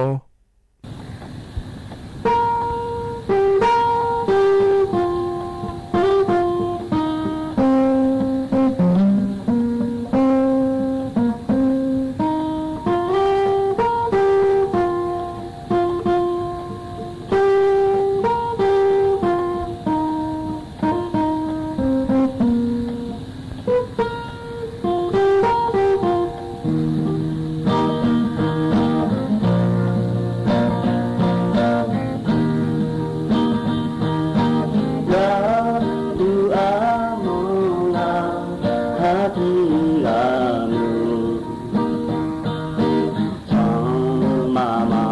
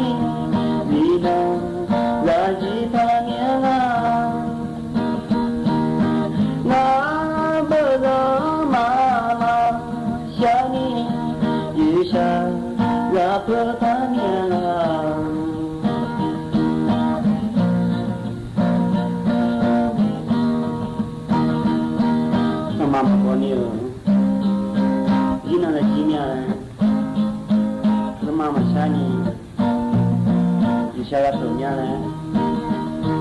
ချာမှာ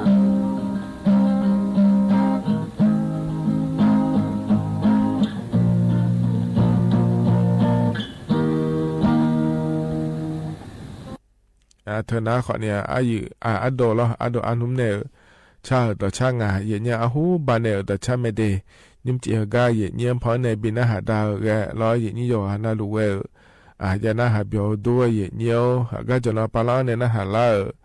เยี่ยโยฮานาลูอุตุธรรมะเยี่ยเรามาข้อปานเนี่ยนะหามาเฟซบุ๊กปานเนี่ยนะหามาล้องานเนี่ยอายุเชื่อเหมือนเนี่ยนาลีเชื่อหลังเกินอีกล้อเยี่ยที่ข้อลูเวเดี๋ยวดามาเยี่ยเหตุการณ์เนี่ยนะเราก็ก่อแหลมถ่ายจากการดันเนี่ยมาเยี่ยมีเนาะเราอัดดับเป็นงาถึงราชการปากำดาวเราขัดทั้งพัดโดเลแต่นะเดี๋ยวเดี๋ยวถึงมีเนี่ยเราเลยยี่มีเนาะนะขอเนี่ยถึงนาลีงาละสี่ละทีเกงเทียเนี่ยเราเดือนในรัฐมนตรีเรานายอนุทินชาญวีรกุลปาก็ดูนะขอเนี่ยถึงเนี่ยยศโกยาวเลยเราถึงจังด่างาเด็กขัดทั้งผ้าก็ดูขอสื่อโดเลก็ดูว่าเดี๋ยวเดี๋ยวถึงพิธีทำบุญเนื่องในโอกาสขึ้น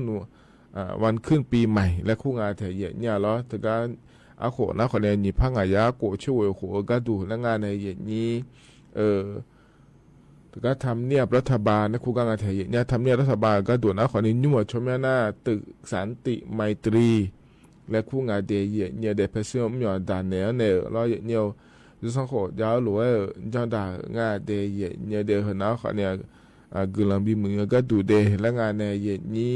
รอเนี่ยมีในหัวหน้ายุ่งแล้วเราหาเดือนในรัฐมนตรี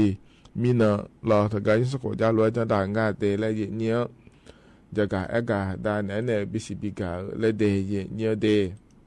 เขาเนี่ยเราเนี่ยใจที่ก็ดูนะขอเนี่ยถึงการเจริญเงี้ยเราเลยเย็นนี้เนี่ยถึงก็ขาทั้งผ้าไอ้ยาเมื่อเราคุยเราเย็นเนี่ยจันที่เราไปอยู่ดื้อมาจนแท้เนี่ยเย็นเนี่ยฮอลลีดาเนี่ยแม่เย็นเนี่ยเราเลยเราเช้าเราอยู่มันก็จะอยู่หัวไปมาเราเลยเย็นเนี่ยขอเนี่ยเราเลยอิจฉาเยอะอย่างง่ายเย็นเนี่ยเราถึงมีเนี่ยเราเย็นเนี่ยเจริญเงี้ยถึงก็ศูนย์อำนวยการป้องกันและลดอุบัติเหตุทางถนนช่วงเทศกาลปีใหม่2569และคงอาถรรพ์เย็นเนี่ยเราอยู่มาเนี่ยชดเชยโดยรอเย็นเนี่ยเราเลยราชาอามียปงายาลานาอามียงาเราเชื่ออามียงาแล้วจะโดโดเหลืองาเดเย็นเนี่ยเดถึงมีเนี่ยก็เย็นยิ่งเลยจะการนั่นเนี่ยเย็นเนี่ยเราเลยราชาตัวหลัวเราเย็นเนี่ยอันนั้นสมเชบาลาเชนีสีอาคนญี่ปุ่นอยากโกเชอย่างเนี่ยอันนั้นเราบาลาทีซีอาคนญี่ปุ่นอยากโกช่วยกันนี่นะคนเนี่ยตัวหลัวเราเย็นเนี่ยที่พาสมยาตาโกเชโปอย่างเจเย็นเนี่ยเราเลยราชาเมียเดือก็ดูนะขอเนี่ยถึงก็ภูเก็ตและขั้วปางาเดยเงหรอภูเก็ตและขั้วปางาเทยเนี่ยน้ำเมียเดือขอเนี่ยภูเก็ตละขั้วรอเย็นเนี่ยขอเนี่ยช่วยชิมยาเดือนะขอเนี่ยกูเทมือละขั้วงาเดยเนี่ยเดน่าช่วยที่ไอ้มาเชื่อสิเมื่อเบียเนี่ยยังเจเย็นเนี่ยเลยราชาละน่ายังละมาเชื่อรอเย็นเนี่ยถ้าก็ตัวหลัวรอเย็นเนี่ยที่พาสมยาตาโกเชปอเลยราชากาเลยเนี่ยน่าเดือตัวเลยเนี่ยละน่าเดือเดที่พาสมยาตาเชสุมกาและงาเทเย็นเนี่ยเพราะเนี่ยเราเชื่อเราเลยเย็นนี้เชื่อนะขอเนี่ยนี่ยาตาเชติกาและงาเดเย็นเนี่ยเดที่มีเนี่ยเฮนะขอเนี่ยตัวหลุดไทยมีของเดี๋ยวนี้ล้อโลแม่โลเคแม่อยู่เรียลายมอย่างนี้จะมีเนี่ยเลยอิจฉาเยอะอย่างง่ายอย่างเนี่ยราชาเราเลยอย่างนี้น่าเราอย่างเนี่ยถึงก็เลยราชาก็เกินอย่างเราเลยอย่างนี้ยมอย่างนี้นะขอเนี่ยเธอยี่บาทด้วยเยอะบาดามิเนี่ยอย่างง่ายเจอย่างเนี่ยเราเดี๋ยวเนี่ยถึงก็ตอนหนูเขาไปก็ดูขอเนี่ยเราเลยอย่างนี้ยอมอย่าเนี่ยยังเดยเนี่ยเดถึงก็ยี่บาทด้วยเยอะเนี่ยบินเนี่ยแต่ขอเนี่ยสุมพาสิยาตาสุมเชติโบยอนี่ง่ายแต่เยเนี่ยหรอน่าเฮ้ยแต่นะคนเนี่ยเราโอ้ยมีอย่างกันแต่โลงอข้อโลยาเสพติดหุ่มมาอยู่ว่าเนี่ยเราเยเนี่ยโลอยู่มันก็จอยอยู่มัวโลแล้วคนนี้ยังง่ายเดยเนี่ยเดเธอมีเนี่ยเยเนี่ยเฮก็ดูนะคนเนี่ยเจ้าหน้าที่เอาไปดื้อมาเลยเจเนี่ยก็ไม่ได้ละแม่เยเนี่ยหมอเอาไปแม่ ดานูเขาปามาเราดาวปาขอนี้ใบมีขาตาเพราะว่าก็ดาวหลุดล้อเยอะเนี่ยไอ้ขอนี้ก็ขาตั้งผ้าอย่างมันก็เดือดถ่ายช่วงหาเขาหรือดาวก็ดูนะขอเนี่ยเธอเนี่ยเราดานูเขาปาล้อเยอะเนี่ยเขาในฝ่ายปกครองแล้วคู่ว่าเราในเยอะเนี่ยอำเภอปาเราผู้ใหญ่บ้านปามาเราก็ดาหลาแม่เยอะเนี่ยเยอะเนี่ยอยู่หานาหลวงเราราคาเช่ตอนนี้เขาโอเคเลยอยู่หาเด็กก็ดูอีกเกินเนี่ยเราอยู่หาหมอกดูอยู่หาหนาดูก็เนี่ยโอเคเลยเนี่ยก็ดูและงานในเยอะนี้ถึงมีเนี่ยก็จะละเงี้ยเจ้าหน้าที่ชนนาคนในมายานาเนี่ยก็ไม่ละอยู่หานาหลวงกำลังหืดดื้อมาเดและอย่าไอโดนแต่แม่เยอะเนี่ยน่ายุ่งเหรอก็เจอละเงี้ยเราละชาเดินนะขอเนี่ยเราดันโนเนี่ยบินเนี่ยเดินนะขอในย่อปาบองล้อบิวดาแม่เดย์เนี่ยเดย์จีบาตัวเย็นในโลยมันก็จะอยู่มาเดิมมา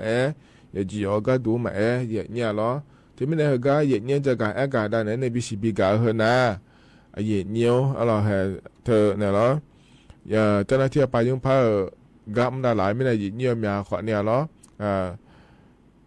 เดี๋ยวมือจะชาดัวเนี่ยล้อที่เดี๋ยวมายาลานานี่เขาอยากก็เลยขอเนี่ยเธอก็จ้องเหลือเดินนะขอเนี่ยย่อปาอยู่บ้านเดย์แล้วเนี่ยที่ไม่ได้อย่าปอยก็ดูแล้วเขาก็โปรแต่มันก็ไม่หัวปลาละคือแล้วก็อย่าอียาเล่าขอนี้แล้วเนี่ยที่ก็ยังหายาลอยชันเทียเนี่ยลอยอยู่มันก็จะอยู่ว่าปลาขอนี้เดย์เนี่ยจีบาหุมาดอนในโลหุมางอนะเนี่ยเนี่ยนั่นเนี่ยจะดึงอยู่บ้านเนี่ยนั่นที่หัวละคือแล้วเนี่ยที่โปรแต่มันก็นี่โปรสมบูรณ์แล้วอีที่ลอยพับบังอาเจแล้วจีบาพัดดอยเนี่ยพับปีเนี่ยอาเจแล้วยังไปจะดึงมาพายุบ้านได้เดย์เนี่ยเดย์เธอมีเนี่ยเราเลยอย่างนี้เขาเรียกว่าอยู่ขายยาแถวเนี่ยเราถึงก็อยู่จนเราหลุดเนี่ยเราหลุดจีบาตัวเนี่ยเราลงงอชอมาสู้เดินขอเนี่ยพัชชุยงาเจพยาลานางาเจแล้วเราเนี่ยเราเธอมีเนี่ยอยู่หานาหลวงบินหมดเนี่ยเดย์เลยจะการอากาศอะไรเนี่ยเดย์เนี่ยเขาก็ก่อนนะเดย์เนี่ยเดย์เห็นนะขอนี้ที่เกาะและเดย์เนี่ย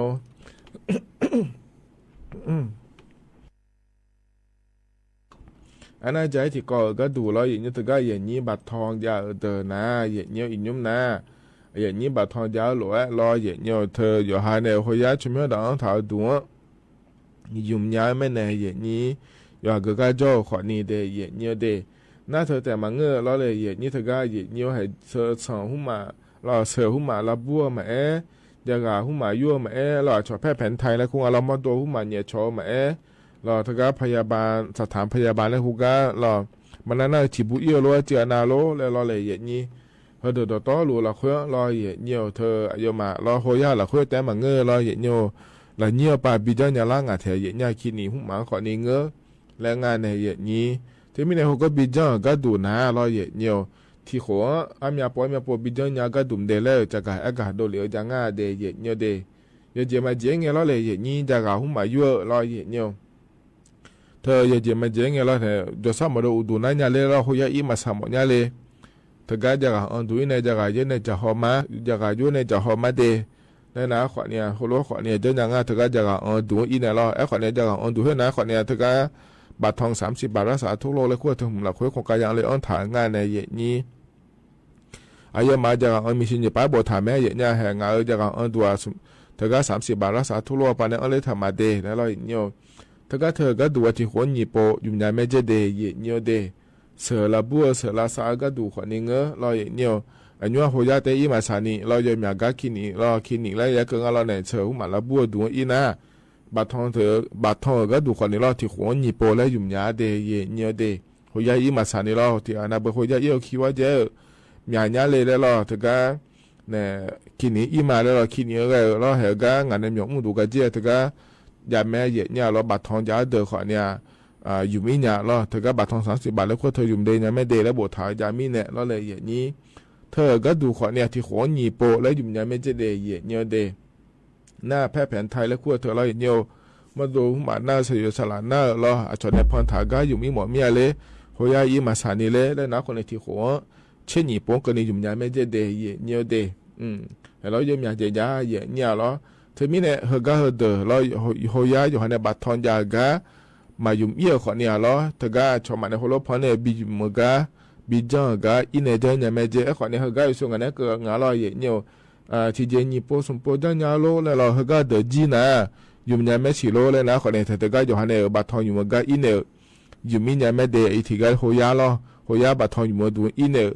อยู่มีเนี่ยแม่เดแล้วงาแถเยเนี่ยเราที่มีเนี่ยอินยุมนาลอเยเนียวโหยาแต่เราอินเนอมาตัวละสายเยอะมังเงอเราหลายเนี่ยปาตกะโครงการชมในเดินโดถากะขินยังเงกะอินเนอขอเนี่ยจอยเนี่ยแม่ว่าตกะเสือหัวลาบัวไม่งาเจเราเยเนียวโหยาอีอู้คิวยาดอเยเนี่ยเราเธอโหยาทีน่ะนี่เชื่อโลสมเชื่อโลแล้วเหมือนมาลาสเนี่ยมีเนี่ยล้อที่มีเนี่ยละเนี่ยปายอมาเนี่ยหัวเราขินอีพรฐานเนี่ยแต่ก็บัตรทอง30 บาทแล้วขั้วเธออยู่เนี่ยแม่เดแล้วดูอินเนอที่หัวนี่โปอยู่มีเนี่ยแม่เดเยเนียวเดแล้วจะกะเอกะแต่เนี่ยเลเดเยเนียวก็หนาวเนี่ยล้อ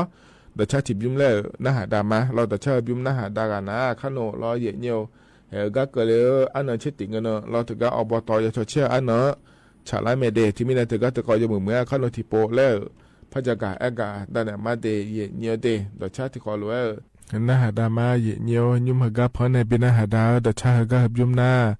อุปเดอาคารเนี่ยดชาเดงามาพวนดเดกาลาวและชาดชางาเยเนี่ยหรอที่ขอรู้นะฮะเบียดามาเยเนียว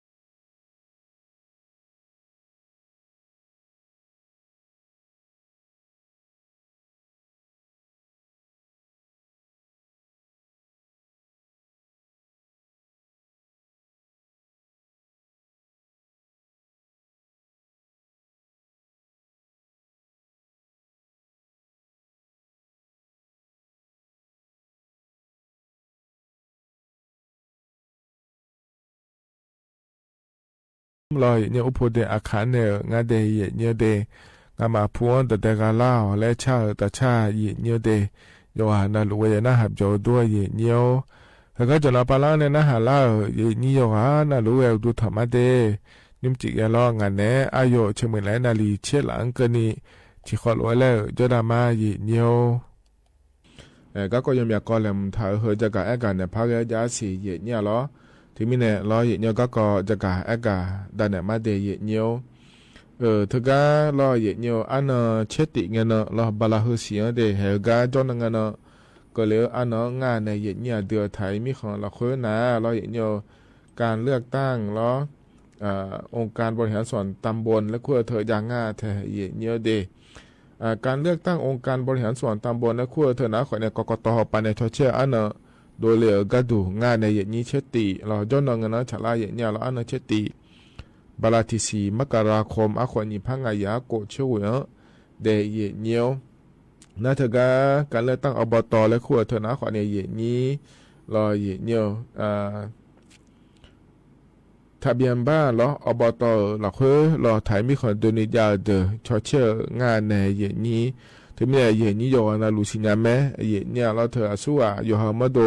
อบตหลักเฮือโจมาเดแล้วเนี่ยเจรังเงเมหูนาเทศบาลปาจเทเจแม่อย่างนี้ในยุ่มนาขอเนี่ยเธอเนี่ยอบตชอเชื่ออันนั้นแล้วพัชรางาแต่อย่างนี้เราถ่ายมีคนโดนิไม่เดอย่างนี้เดน่าอบตชเชื่อก็ดูนะขอนี้โยฮาชมยาเนี่ยโคชาลาเนี่ยล้ออย่าชเชื่อเกล่านะขอเนี่ยการเลือกตั้งนอกเขตและขั้วเธอมายาเดโยเจมาเจงเงยอย่างนี้เราทะเบียนบ้านเราฮิบาอบตวาวีเราขั้วยาเนี่ยเราอย่างนี้โยฮามาโดเธอก็กู้เทมือเราขั้วจ่อนะอีกครั้งโอเลี้ยเนี่ยอย่าชเชื่อเลยงาเนี่ยเราฮิบากู้เทมือแบบชเชื่อแล้วมายาเดเนี่ยเดสโลมาด้วยเนี่ยเรานั่นเธอแต่มาเงอเราเนี่ยเธอการเลือกตั้งล่วงหน้าและคู่เธอขอมาจะรอเนี่ยสหน้าเมคูในมาให้เงินมาตอนหน้าให้เมคูในบิชเชนยามาเดไลแมเนยนี้ขอเนี่ยการเลือกตั้งอบตและคู่เธอนะหรอเพื่อเงินที่นยาแต่แม่เนี่ยอันเชติบาลาติซีโคนิพังอายาโกช่วยเงินงานในนี้จนเงินหรอเธอมีเนี่ยอุศนาลีหลังเนี่ยรอเนี่ยยังไงนาลีงาหลังกันนี่รอเนี่ยชดเชยเนี่ยไม่เดเนี่ยเดนักเงินเกล่านะรอเนี่ยแต่ก็ชดเชยก็ดูนะขอนี้เสือนิตาจะหลังงาเดเนี่ยเดอดัมเบลตานะขอนี้ถ้าก็นายกองค์การบริหารส่วนตำบลและขั้วเถอะงานในอย่างนี้ยุ่งและขั้วเถอะนะขอเนี่ยนายกอบตและคู่แม่ในอย่างนี้นายกอบตและขั้วเธอนะขอเนี่ยยอเลยง่าไทยเนี่ยล้อสีชมพูและขั้วเธออย่าเชื่องาเดเนี่ยเดขอเนี่ยไอ้เกินหนาล้อเนี่ยทิก้านาล้อเลยนี้ทิก้านาเดนายกจะไม่อิโดเจอดเดินหนาล้อเนี่ยเฮก็มาอยากจะเชื่องาล้อเนี่ยแต่ก็นายกอายามเธอมาจิมินาอิโดเดินหนาล้อทิก้านาและแต่งงานไทยเนี่ยไอ้ขอเนี่ยแม่นี่นั่นว่านายกขออย่าชดเชยแม่เนี่ยยอเหลืองาเดเนี่ยเดน่าจะที่ตาก็ดูนะขอเนี่ยสอบตและชดเชยงานในนี้สมาชิกสภาองค์การบริหารส่วนจังหวัดและคู่งานเนี่ยเราสอบตและคู่เธอนาเดแต่ก็เนี่ยอเดือพัวละคู่ส่วนอบตปังเราก็บิมเล่หมดเนี่ยแล้วชดเชยแม่ผมนาเราเนี่ยเฮก็หัวเราย้อนยื้อและอย่างงานเทียนย้อนยื้อตาล้อย้อนยื้อตายาก่อนในงานเดียส่วนสอบตและขั้วเธอบิเกอร์มันยาและลอยเนี่ยนายกอบตชเชื่อก็ดูนะคนนี้เดือดตามมุมถิ่มหัวเรานี่ล้อส่วนนายกบิเกอร์เลยหมอนยาและชเชื่องานในเหตุนี้ไอ้คนนี้สอบตเธอนะคนนี้เดือดพัวล้อเธอก็อบตก็ดูส่วนบิมเลยแล้วชเชื่องานเดเธอมีเนี่ยล้อเนี่ยเพื่อเงินสกัดนิตาอย่าชเชื่องานเดอย่าเกาะงานเดรออย่างนี้ช่วงนั้นเนี่ยล้วนมึงก็น่ารอช่วงนั้นเนี่ยล้วนนะขอในสกัดที่ก้านะในโยอายามาเกล้าจีอายามเกิดน่าจะไม่อิโดเจอเดอเฮ้ยมันนั่นว่าที่ตายาชดเชื่อแต่งานเทียเนี่ยล้อเธอมีเนี่ยโยอานาลูทกาเนี่ยทะเบียนบ้านเราอบตเราคุยยาวไทยมีคนตัวนี้โยอานาลูเดยเนี่ยเดมาเงี้ยนี่อันเชติเงี้ยนะล้อเนี่ยชดเชื่อเลยเดบาลาเสียงเดยเนี่ยเดอุศนาลีเยล้านเนี่ยเยอะเงี้ย นาลีงาหลังก็นี่เดเยเนียวเฮนะขอนี่ที่เกาะล้อเยเนียวน่าใจที่เกาะก็จะกะอากาศดังลอนเนวไอ้ก็เกลืออันนั้นเช่งเงินเยเนียวันเด็กแห่งชาติและครัวอันนั้นพักเกล้าแม่เยเนียยาวก็ดูอันนั้นและงานในเยนี้เดลังเงยโขนหลุจันดาวล้วยลอยเนฮกามหยอกมั่วดูสำนักงานประชาสัมพันธ์ที่3กรมประชาสัมพันธ์และครัวกามหยอกอุ้งดัวลอยเนียวยโขนหลุวยยาบิบจอกก็ดูจันดามาเยเนียล้อยเธอมีแน่เยเนียก็ต่อเพกามาจ่อมาลอยเนียต่อแต่กาเลกญาไม่เดเยเนียเดคนเงินนะงามาดูฮกามหยอกมั่วดูจ่อมาเยเนียมาข้องเงดูดูลอยเยเนียยอยาพมาเฮกางาลวยแล้วเฮกาบิมันเฮโลบิงยาดูหมดเมียเลยแต่นะคนนี้ยังหาบีก็ดูเดเฮกางามหยอกมุดูอยู่งาโยงเงดูก็ดูงาแล้วก็ฮอลล์ยาไม่เดเยเนียเดแต่มีเนี่ยรอเยเนียเดเดสกาเลยยาไม่เดเดสกาเลยนะคนนี้เพทเสือกูอาจิโยหือแล้วก็ลำเลยเยเนียเราหยอกบินเนี่ยยมยานี่จ้าเยเนียเราเฮกาหยอกมุดูแต่มันก็อามาอามุยมยาเนี่ยแล้วจะกลับมาหยอกมุดูเฮกาลาเนี่ยเยนี่บิบยอกก็ดูรอยมยาเจียเยเนียที่มีในตัวเด็กเลยก็ยาไม่เดอันนั้นเช่งอันนั้นเดเยเนียวอุศนาลีเยล้านเนี่ยน้องก็ปานาลีเช่นยี่ล้านก็นิจันดามาเยเนียเรานาทีอันนั้นนึงมาเกินเนี่ยยอหักกันยาหลวมยอมาจะต่อเจไม่ยังบิบยอกก็ดูแล้วขายบิเช่ก็ดูรอเยเนียวเธอเนี่ยบิเกเลยหมอมีอะไรเลยนะขอเองก็จะพอมารู้แล้วเหมือนกันนะขอเองก็มีดูเกินเนี่ยขอเดียบินไหนเลยเนี่ยไม่เดยเนี่ยเดยนี่ในบินไหนเลยอยู่กันนะล้วงก็เราขอก็ดูแล้วก็พอในชมเนี่ยจัดโดนเนี่ยมาที่หน้าล้อเนี่ยเธอก็มีองดูยาโลเดี๋ยวจัดต่อเจองดูยาโลแล้วล้อเนี่ยมีองเจยาโลแล้วล้อก็เดี๋ยวจัดโดนไอ้โดนเนี่ยมาเดยเนี่ยเดยที่มีเนี่ยอยู่หันหนึ่งมาเกิดล้วนล้อเนี่ยบิเกเลยเนี่ยแม่เนี่ยเฮนะคนนี้ก็เนี่ยนะถอนจุนเนี่ยจะการอากาศได้ในบิสิบิกาเดยเนี่ยเดยเฮกันเนี่ยนะยามข้าจะล่าเหรออายชาก็พอในบินาหาดากันมาเด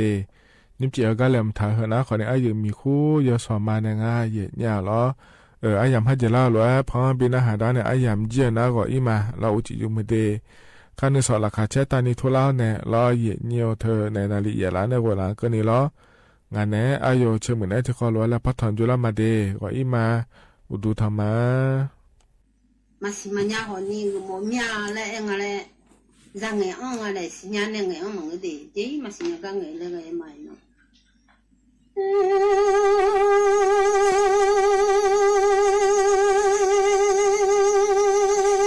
sai sai mà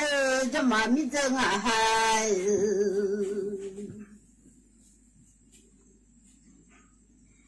chỉ có ra chỉ nó chơi đu ya đu nhà lấy hồ à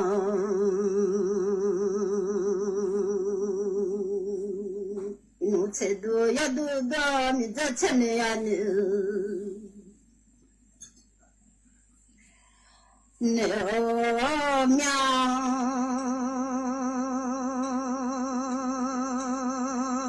chỉ năm mình nụ chế độ ya độ đó ba mình nụ nhỉ mưa chơi lẽ mà du lệ ở nhà nó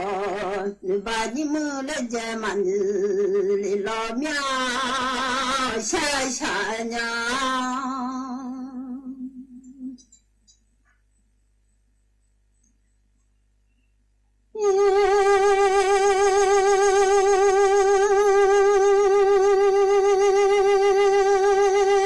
chỉ mà yêu xin lệ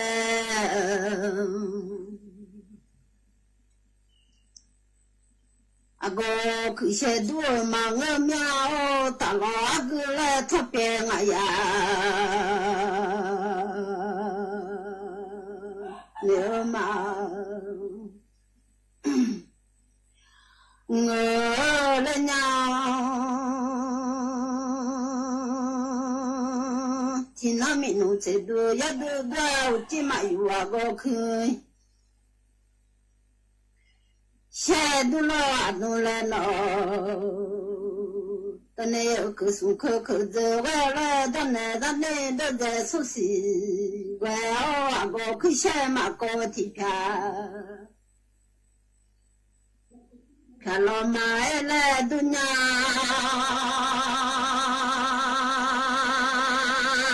ta lo cứ thắp bèn à ya nữa rồi nó sống thôn như như là không ra vậy tân ra này mọi chuyện vậy mà đây là số tu cho cha vậy ta lo cứ mà mò thì phải lo mai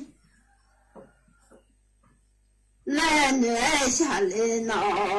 xa nhàng mà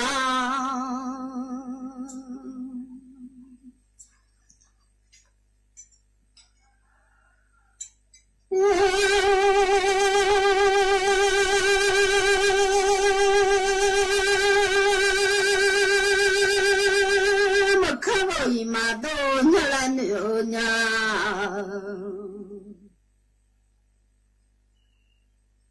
mà không sang phá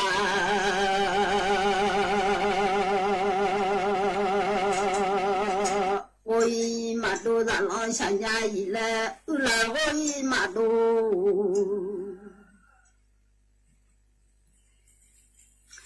tôi chả sống là cái gì là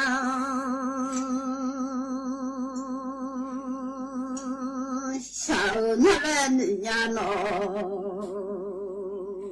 không sang phá cái là lo sang à còn đồ要票看啊好是sang nhà lên đi qua了都个跑行个nhà了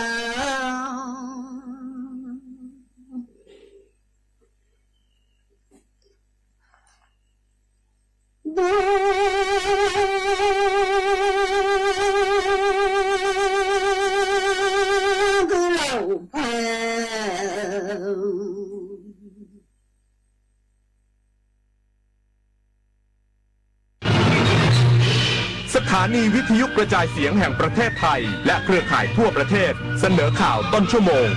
รู้เร็วรู้จริงเกาะติดทุกสถานการณ์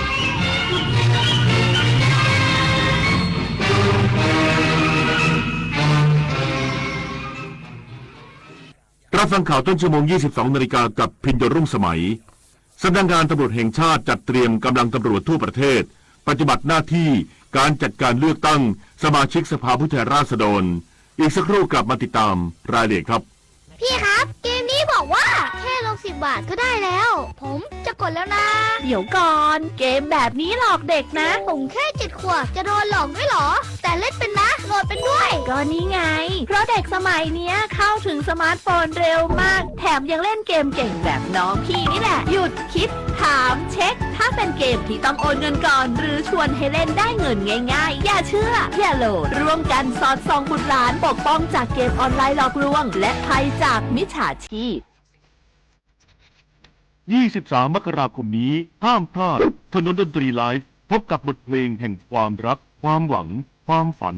สื่อประสานด้วยพี่น้องร้องเพลงหนูมิเตอร์และบิวกัลยาณีชมฟรีตั้งแต่เวลา 18 นาฬิกาเป็นต้นไป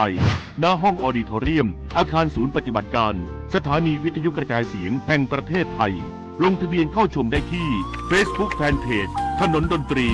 เรายังเป็นนักเดินทาง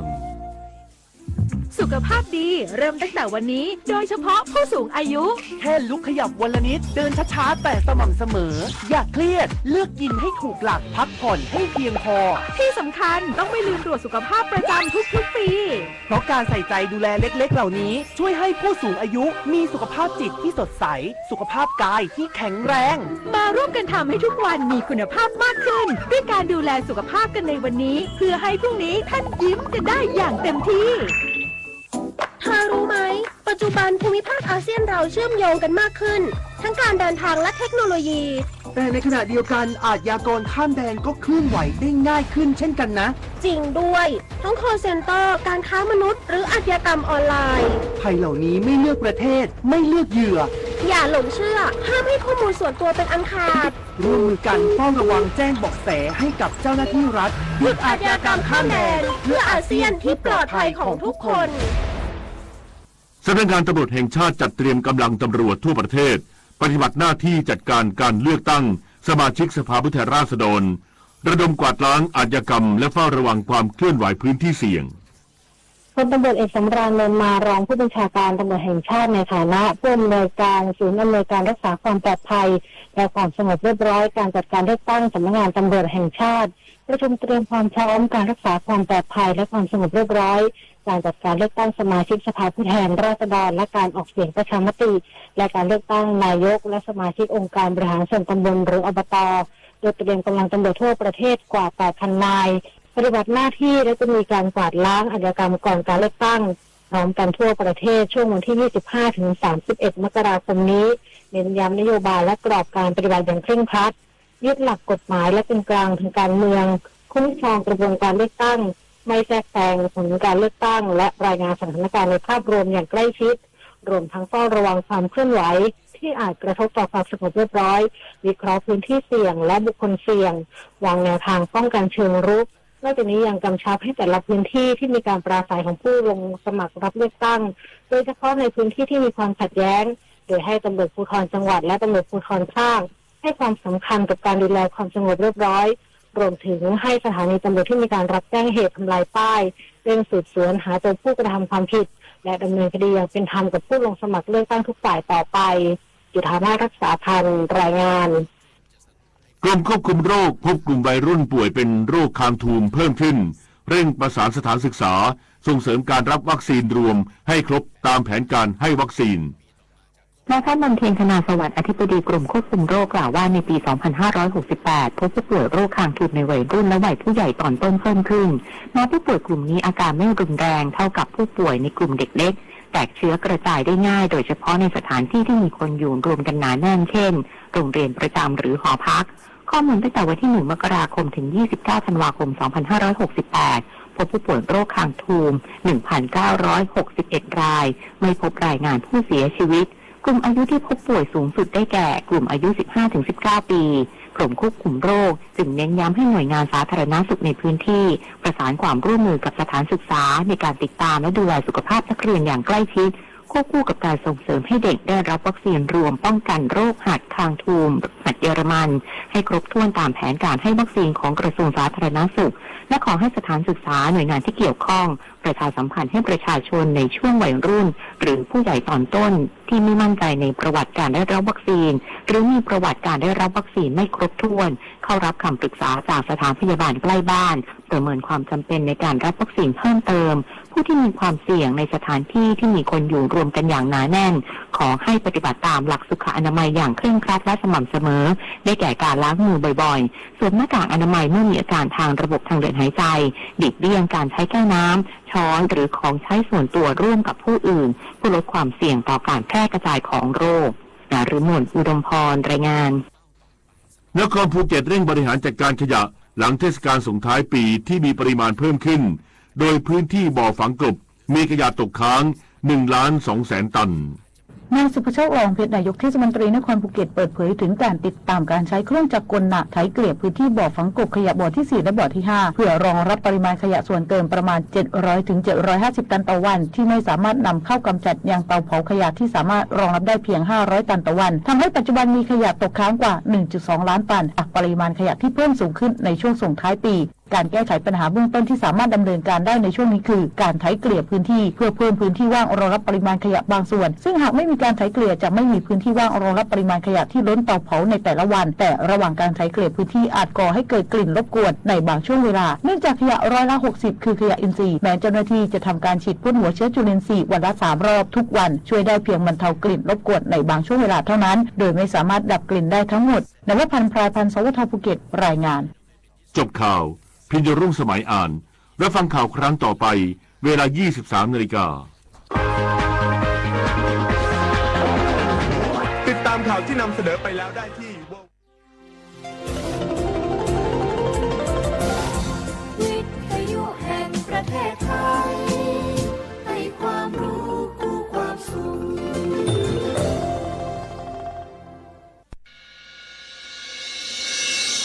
สถานีวิทยุกระจายเสียงแห่งประเทศไทยจังหวัดเชียงใหม่ AM 1476 กิโลเฮิรตซ์สถานีวิทยุภาคภาษาชาติพันธุ์แห่งเดียวในประเทศไทยที่มีความทันสมัยเชื่อถือได้สร้างอัตลักษณ์กลุ่มชาติพันธุ์สู่สากล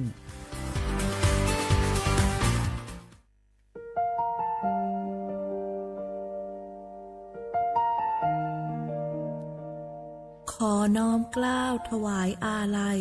สมเด็จพระพันปีหลวงพระแม่แห่งแผ่นดินผู้ทรงเมตตาเหนือเกล้าขอพระองค์เสด็จสู่สวรรคาลัยข้าพระพุทธเจ้าข้าราชการและเจ้าหน้าที่สถานีวิทยุกระจายเสียงแห่งประเทศไทยจังหวัดเชียงใหม่กรมประชาสัมพันธ์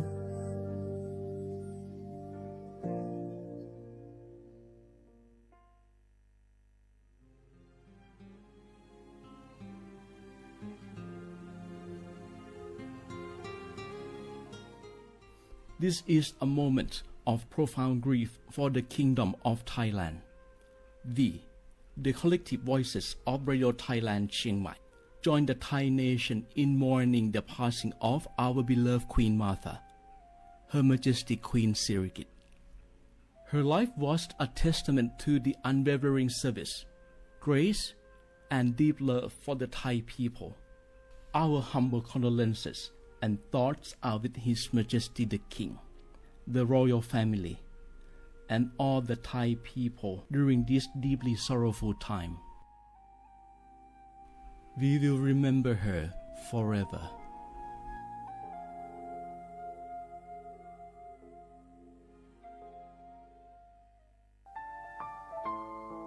เฮาข้าพี่น้องเจ้าคือไตมีตั้งหมองเจออันเจ้านางหอคำสมเด็จพระนางเจ้าสิริกิติ์พระบรมราชินีนาถพระบรมราชชนนีพันปีหลวงเลยเข้าสวนหมักหักคำนนเพกว่าย้อนสู้เก่าตึงปันเฮาวิเย็นขวัญเงาเจ้าเฮาขาหอดถึงตีสุคติกัดเย็นเสกำเฮาขาพี่น้องก้นคือไต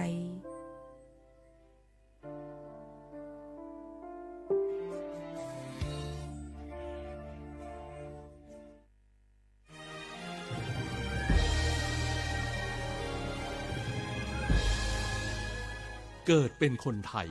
เติบโตบนผืนแผ่นดินไทยจงภูมิใจในความเป็นไทยชาติไทยเรานั้นนับเป็นชาติที่มีความเป็นมาเก่าแก่ยาวนานเรามีภาษาวัฒนธรรมและมีสิ่งต่างๆที่เป็นเอกลักษณ์ให้เราได้ภาคภูมิใจในความเป็นคนไทยเราควรเห็นคุณค่าและมีความรักชาติหวงแหนแผ่นดินอันเป็นมรดกของบรรพชน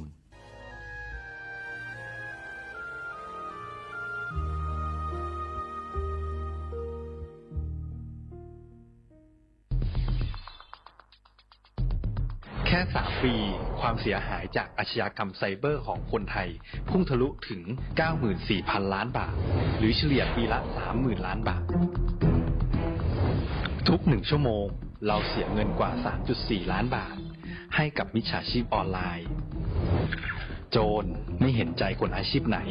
อายุเท่าไหร่สถานะทางการเงินแบบใดหมอพ่อค้านักธุรกิจนักเรียนแม่บ้านข้าราชการเกษียณทุกคนตกเป็นเหยื่อได้เสมอและวันหนึ่งอาจเป็นคุณหรือคนที่คุณรักเพราะจุดอ่อนร่วมของเหยื่อคือความเร่งรีบขาดสติหรือแม้แต่บางครั้งก็เกิดความโลภจนเกินไปอย่าปล่อยให้การกดคลิกเดียวลิงก์เดียวทำให้โจรยิ้มกว้างวันนี้ถึงเวลาแล้วที่คนไทยทุกคนจะต้องร่วมมือกันสร้างภูมิคุ้มกันอาชญากรรมไซเบอร์ช่วยกันหยุดก่อนที่ภัยไซเบอร์จะทำให้คนที่คุณรักและตัวคุณเองกลายเป็นเหยื่อ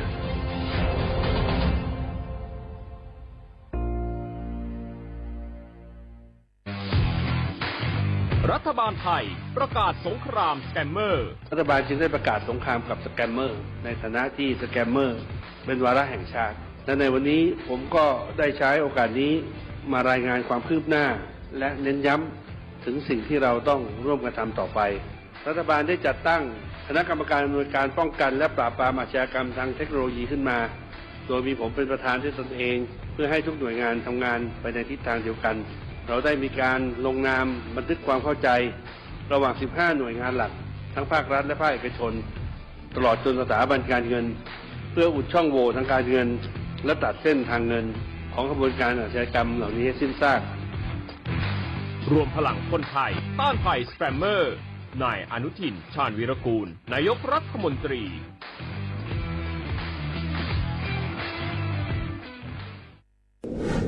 ใน ช่วงนี้หลายพื้นที่ของประเทศไทยอากาศหนาวเย็นอย่างต่อเนื่องโดยเฉพาะยอดดอยและยอดภูประชาชนอาจเสี่ยงต่อโรคและภัยสุขภาพจากอากาศหนาวได้ขอให้ทุกคนเฝ้าระวังโรคที่พบบ่อยในฤดูหนาวได้แก่ไข้หวัดใหญ่ปอดอักเสบโรคอุจจาระร่วงโรคหัดโรคมือเท้าปากรวมทั้งภาวะเจ็บป่วยหรือเสียชีวิตจากอากาศหนาวโดยไม่ทราบสาเหตุโดยเฉพาะผู้ที่ไม่สวมใส่เสื้อผ้ากันหนาวหรือผู้ที่ดื่มสุราเป็นประจำป้องกันง่ายๆเริ่มที่ตัวเราดูแลสุขภาพให้แข็งแรงออกกำลังกายสม่ำเสมอรับประทานอาหารปรุงสุกดื่มน้ำสะอาดล้างมือบ่อยๆไม่ใช้ของส่วนตัวร่วมกับผู้อื่นและหากมีอาการไอจามอย่าลืมสวมหน้ากากอนามัยทุกครั้งขณะอยู่ในที่แออัดที่สำคัญควรรักษาความอบอุ่นเตรียมเสื้อผ้ากันหนาวให้เพียงพอ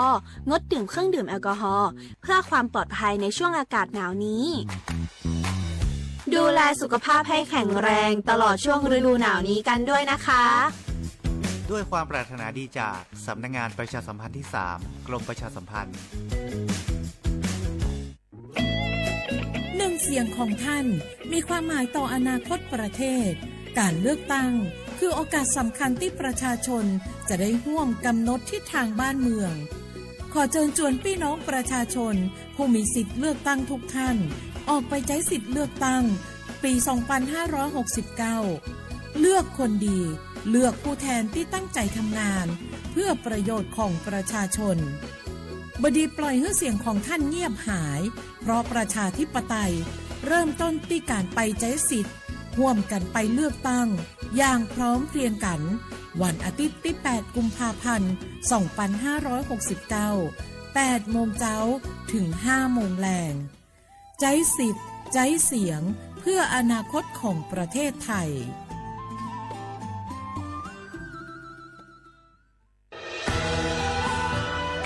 จากศาลากลางจังหวัดน่านหลังเก่าพัฒนาสู่การเป็นศูนย์การเรียนรู้นันทศิษย์ป่าคารโดยมูลนิธิรักป่าน่านนับเป็นพระมหากรุณาธิคุณที่สมเด็จพระกนิษฐาธิราชเจ้ากรมสมเด็จพระเทพรัตนราชสุดาสยามบรมราชกุมารีได้พระราชทานนามนันทศิษย์ป่าคารอันหมายถึงอาคารแห่งความรู้ทุกแขนงของจังหวัดน่านภายในประกอบด้วยห้องนิทรรศการเฉลิมพระเกียรติรัชกาลที่ 9 แสดงพระราชประวัติและพระราชกรณียกิจของพระผู้ทรงเป็นพลังแห่งแผ่นดินและต้นแบบของความเพียรรถพระที่นั่งอนุสรณ์แห่งการเสด็จเยี่ยมราษฎรในถิ่นทุรกันดารทั่วทุกภูมิภาคของไทยพิพิธภัณฑ์ศาลากลางจังหวัดน่านความทรงจำของอาคารหลังเก่าและการอนุรักษ์สิ่งสำคัญของเมืองน่านเทคโนโลยีกับมนุษย์จุดประกายความคิดสร้างสรรค์สู่การสร้างนวัตกรรมในอนาคตน่านซิมูเลชันแนวทางจัดการขยะที่ยั่งยืนเพื่อตระหนักถึงผลกระทบต่อสังคมเศรษฐกิจและสิ่งแวดล้อมห้องสมบัติน่านย้อนรอยสู่อดีตและความรุ่งเรืองของนครน่านผ่านเงินตราเครื่องเงินและผ้าทองเปิดให้เข้าชมฟรีไม่มีค่าใช้จ่ายตั้งแต่เวลา 9 นาฬิกาถึง 17 นาฬิกาหยุดทุกวันจันทร์และวันนักขัตฤกษ์มาร่วมอนุรักษ์สืบสานสร้างสรรค์ศิลปะวัฒนธรรมและวิทยาศาสตร์ของเมืองน่านคุณค่าที่น่าภาคภูมิใจ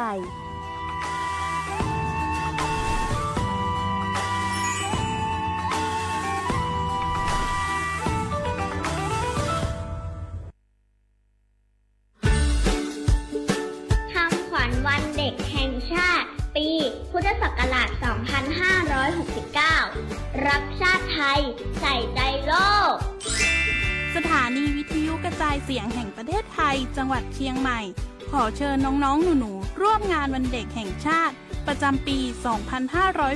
2569 ในวันเสาร์ที่ 10 มกราคม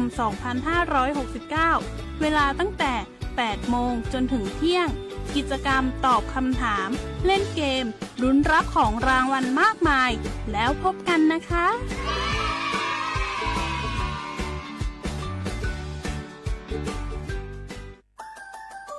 สปสช.ชวนคนไทยทุกคนทั่วประเทศใช้แอปเป๋าตังเช็คสิทธิประโยชน์รับบริการป้องกันโรคตามกลุ่มวัยเพื่อลดความเสี่ยงการเจ็บป่วยโดยเลือกเมนูกระเป๋าสุขภาพเลือกสิทธิสุขภาพดีป้องกันโรคสามารถจองคิวพร้อมนัดวันและเวลาเข้ารับบริการได้ฟรีสะดวกรวดเร็วสอบถามเพิ่มเติมสายด่วนสปสช. 1330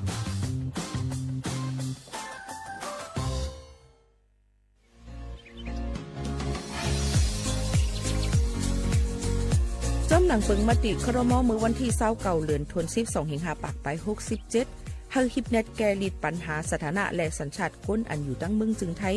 จอมาตรา17นั่นตอนตาพี่น้องเฮาเขาอันเข้ามาอยู่ตั้งเมืองไทยหึงนั้นและมีไว้เข้าจอมปึงเฮากว่ายืนย้อนสถานะต่างดาวเขาเมืองถูกแม่นจอมปึงไล่ตอนตาลูกอ่อนอันเกิดตั้งเมืองจึงไทยมีอู่อำนั้นก็แม่มีไว้ทะเบียนประวัติบุคคลไม่มีสถานะทางทะเบียนอำนั้นไว้10ปีถูกแม่นเดี่ยวในจึงเฮากว่ายืนย้อนสัญชาติไทยจอมหนังมาตรา7ทวีไล่พออยู่ตั้งกรุงเทพมหานครกว่ายืนไล่ตีสำนักบริหารการทะเบียนกรมการปกครองพออยู่ตั้งต่าง7วันในจึงกว่ายืนไล่จอมหนังวัดไว้อันเปิ้นออกปันเฮาคานั่นเข้าย้ำเหตุการณ์จอมหนังหลวงปองจึงต่อพอถึงวันที่29เดือน6 25ปากไป69ค่ะ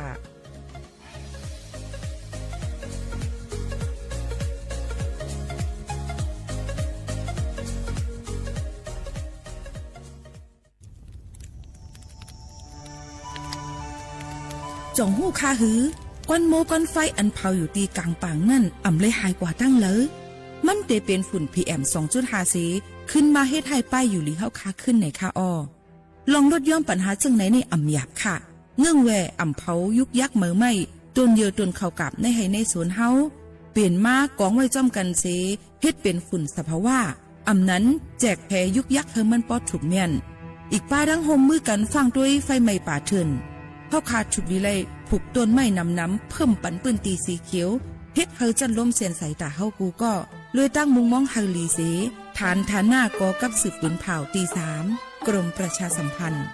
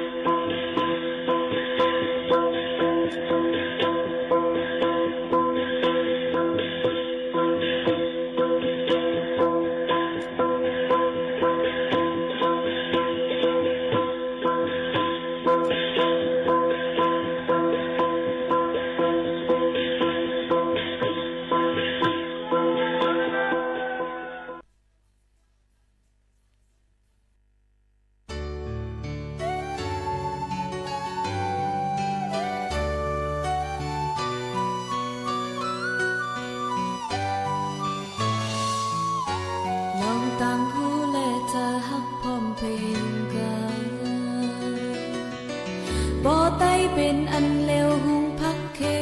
วเตเป็นเนอสั่งไต้ยำฮักเจอเพื่อเตลืมโคโคบ่ไต้มีเจอโกเตเป็นโคเฮ็ดให้เปิ้นไตสั่งไต้ยำบ่ให้กองก้นยาวอำหมอเสียงไตมาไตปอคันไตเตตกแจงนำพักไตอำแหอย่าเอาน้ำพักเปิ้นมาทางโลนะปอฝนมาเฮาสุบกูโคไตไปสิอย่าเอาโคนุ่งเปิ้นมาทางโลนะคนโหไตอำไปงออย่าหาจูเปิ้นโก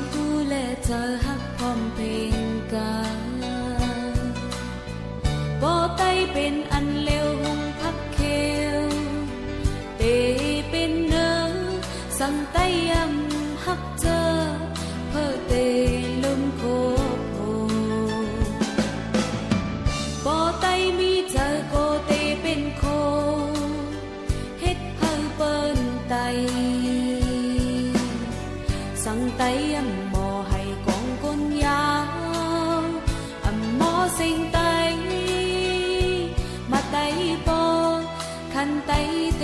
โตแจงนำพักไตอำแหอย่าเอาน้ำพักเปิ้นมาแทงล้อนะบ่ฝนมาเฮาสุกูโคไตไปสิอย่าเอาโคนมเปิ้นมาแทงล้อนะคนโหไตอำไปงออย่าหาจูเปิ้นโกนำเฮาอำโพดเฮาจอยกันสนไฟไตอำนักเฮาจอยกันสอนแทงอำหูเฮาจอยกันเนตามพี่น้องไตขัดเจอปันแลพี่น้องไตขัดเจอดูแลพี่น้องไตขัดเจอ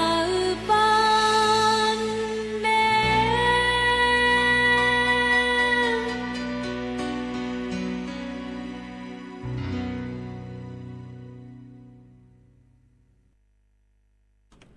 หมักซุ้งค่ะหมักซุ้งพี่น้องผู้ยินถ่อมเฮาคาทั้งซิงกูก็กูก้นค่ะทบกันดินเนอร์ตอนการห้องปล่อยเสียงสวทเก้งใหม่ EM 147กิโลเฮิรตซ์เปิ้นปล่อยเสียงกวนพอถึงมาข้าวยาม 10 โมงถึง 11 โมงกลางเนอกลางค่ำอยู่จอมขาวหมูขาวนู้นเป็นอ้อยเกาะอ้อยแซ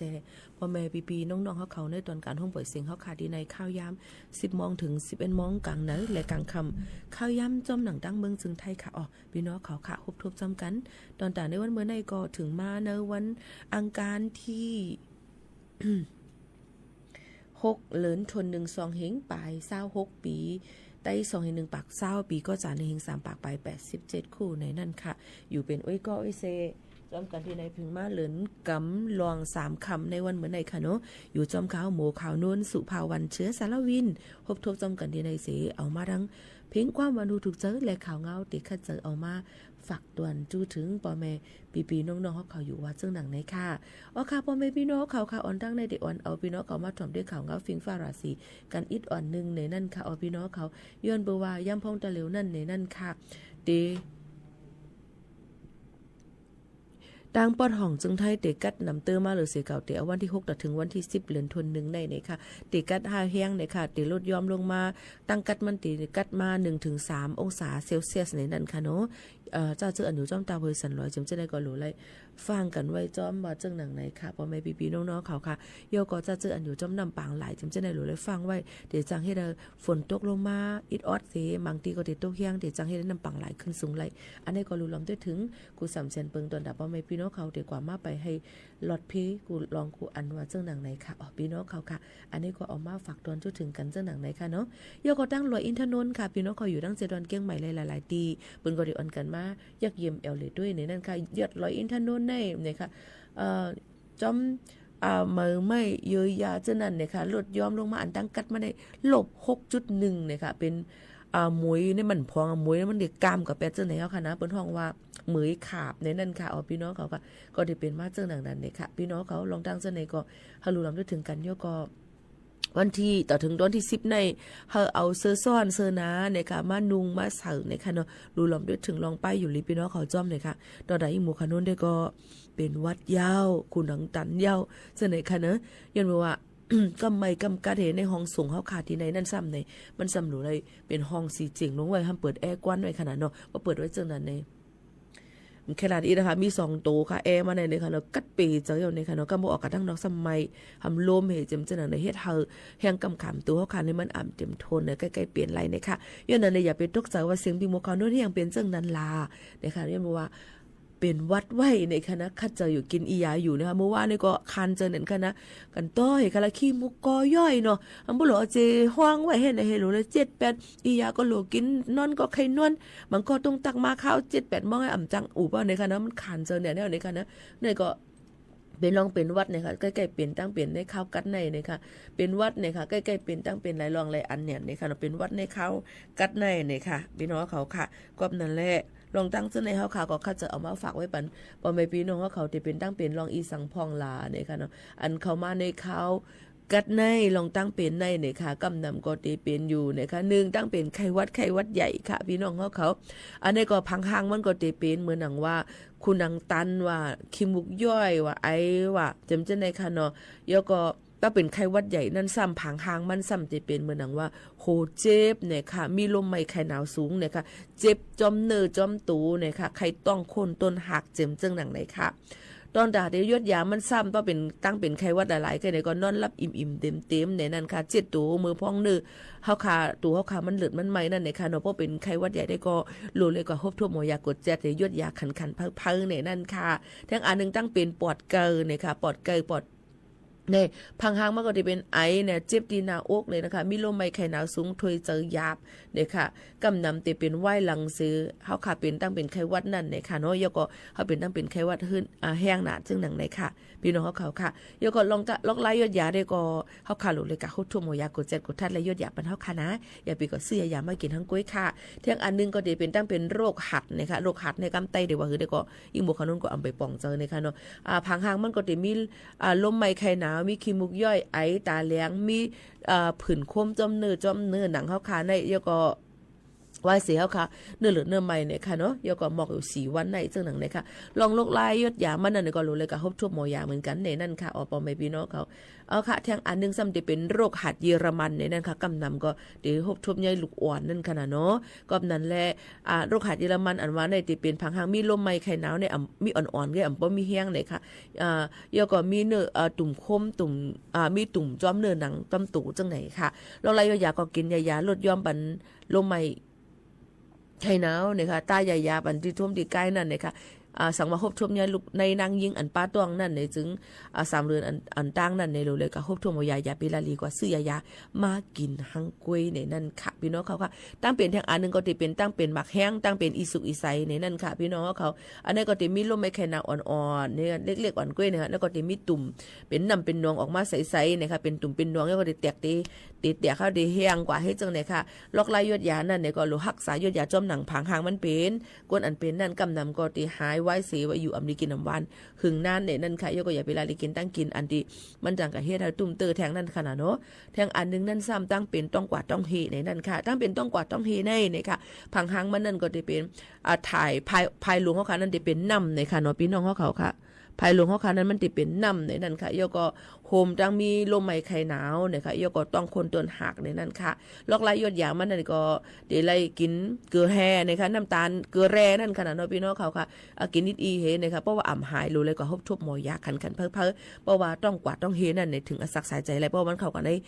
ลำไส้เขาขาดเส้นเลือดแล้วขาดเจือหนังในค่ะลอกใต้เจ้าในก็ตั้งเป็นใกล้ๆเป็นอยู่เขาขาดถูกดีเลยฟังยก็อย่าไปลาลีกว่าซื้อยามากินทั้งกล้วยค่ะกูมันจังตุ้มเตอถึงลองเครื่องอังกาเฮาคาเนี่ยตับไตเฮาคาแล้วก็ตุ้มเตือถึงอสักสายใจไล่ในนั่นค่ะนี่ก็ออกมาฝากเตือนถึงพ่อแม่ปีๆน้องๆเขาให้ไรยินถ่อมจ้ำกันซึ่งดังในค่ะถ่อมอยู่ที่ไรตั้งไรกันพ้องตุ้งตักกันเข้ามาค่ะนะพ่อแม่ปีๆน้องๆเขาค่ะย้อนบอกว่าใครฮู้ว่าพี่น้องเขาถ่อมอยู่ที่ไรตั้งไรกันพ้องในนั่นค่ะนะเนาะพี่น้องเขาฝากไว้บันพี่น้องเขากูกนจังหนังไหนเย้าค่ะพี่น้องเขาค่ะหรือใจถ่อมด้วยเพ่งกว้างหวานหูถูกใจกันกวนค่ะนะจงขึ้นมาอุบมาโอจำกันทางกำหนึ่งค่ะเนาะพ่อแม่ปีๆน้องๆเขาค่ะมาถ่อมด้วยเพ่งกว้างหวานหูถูกเจอกันทางหนึ่งหูกว่าเนี่ยค่ะเพ่งกว้างหูในได้เป็นเพ่งกว้างว่าลู่ย่อนเก้าในนั้นค่ะมาถ่อมจำกันค่ะเป็นเพ่งกว้างน้องหูของไว้คณะสืบถ่อมค่ะ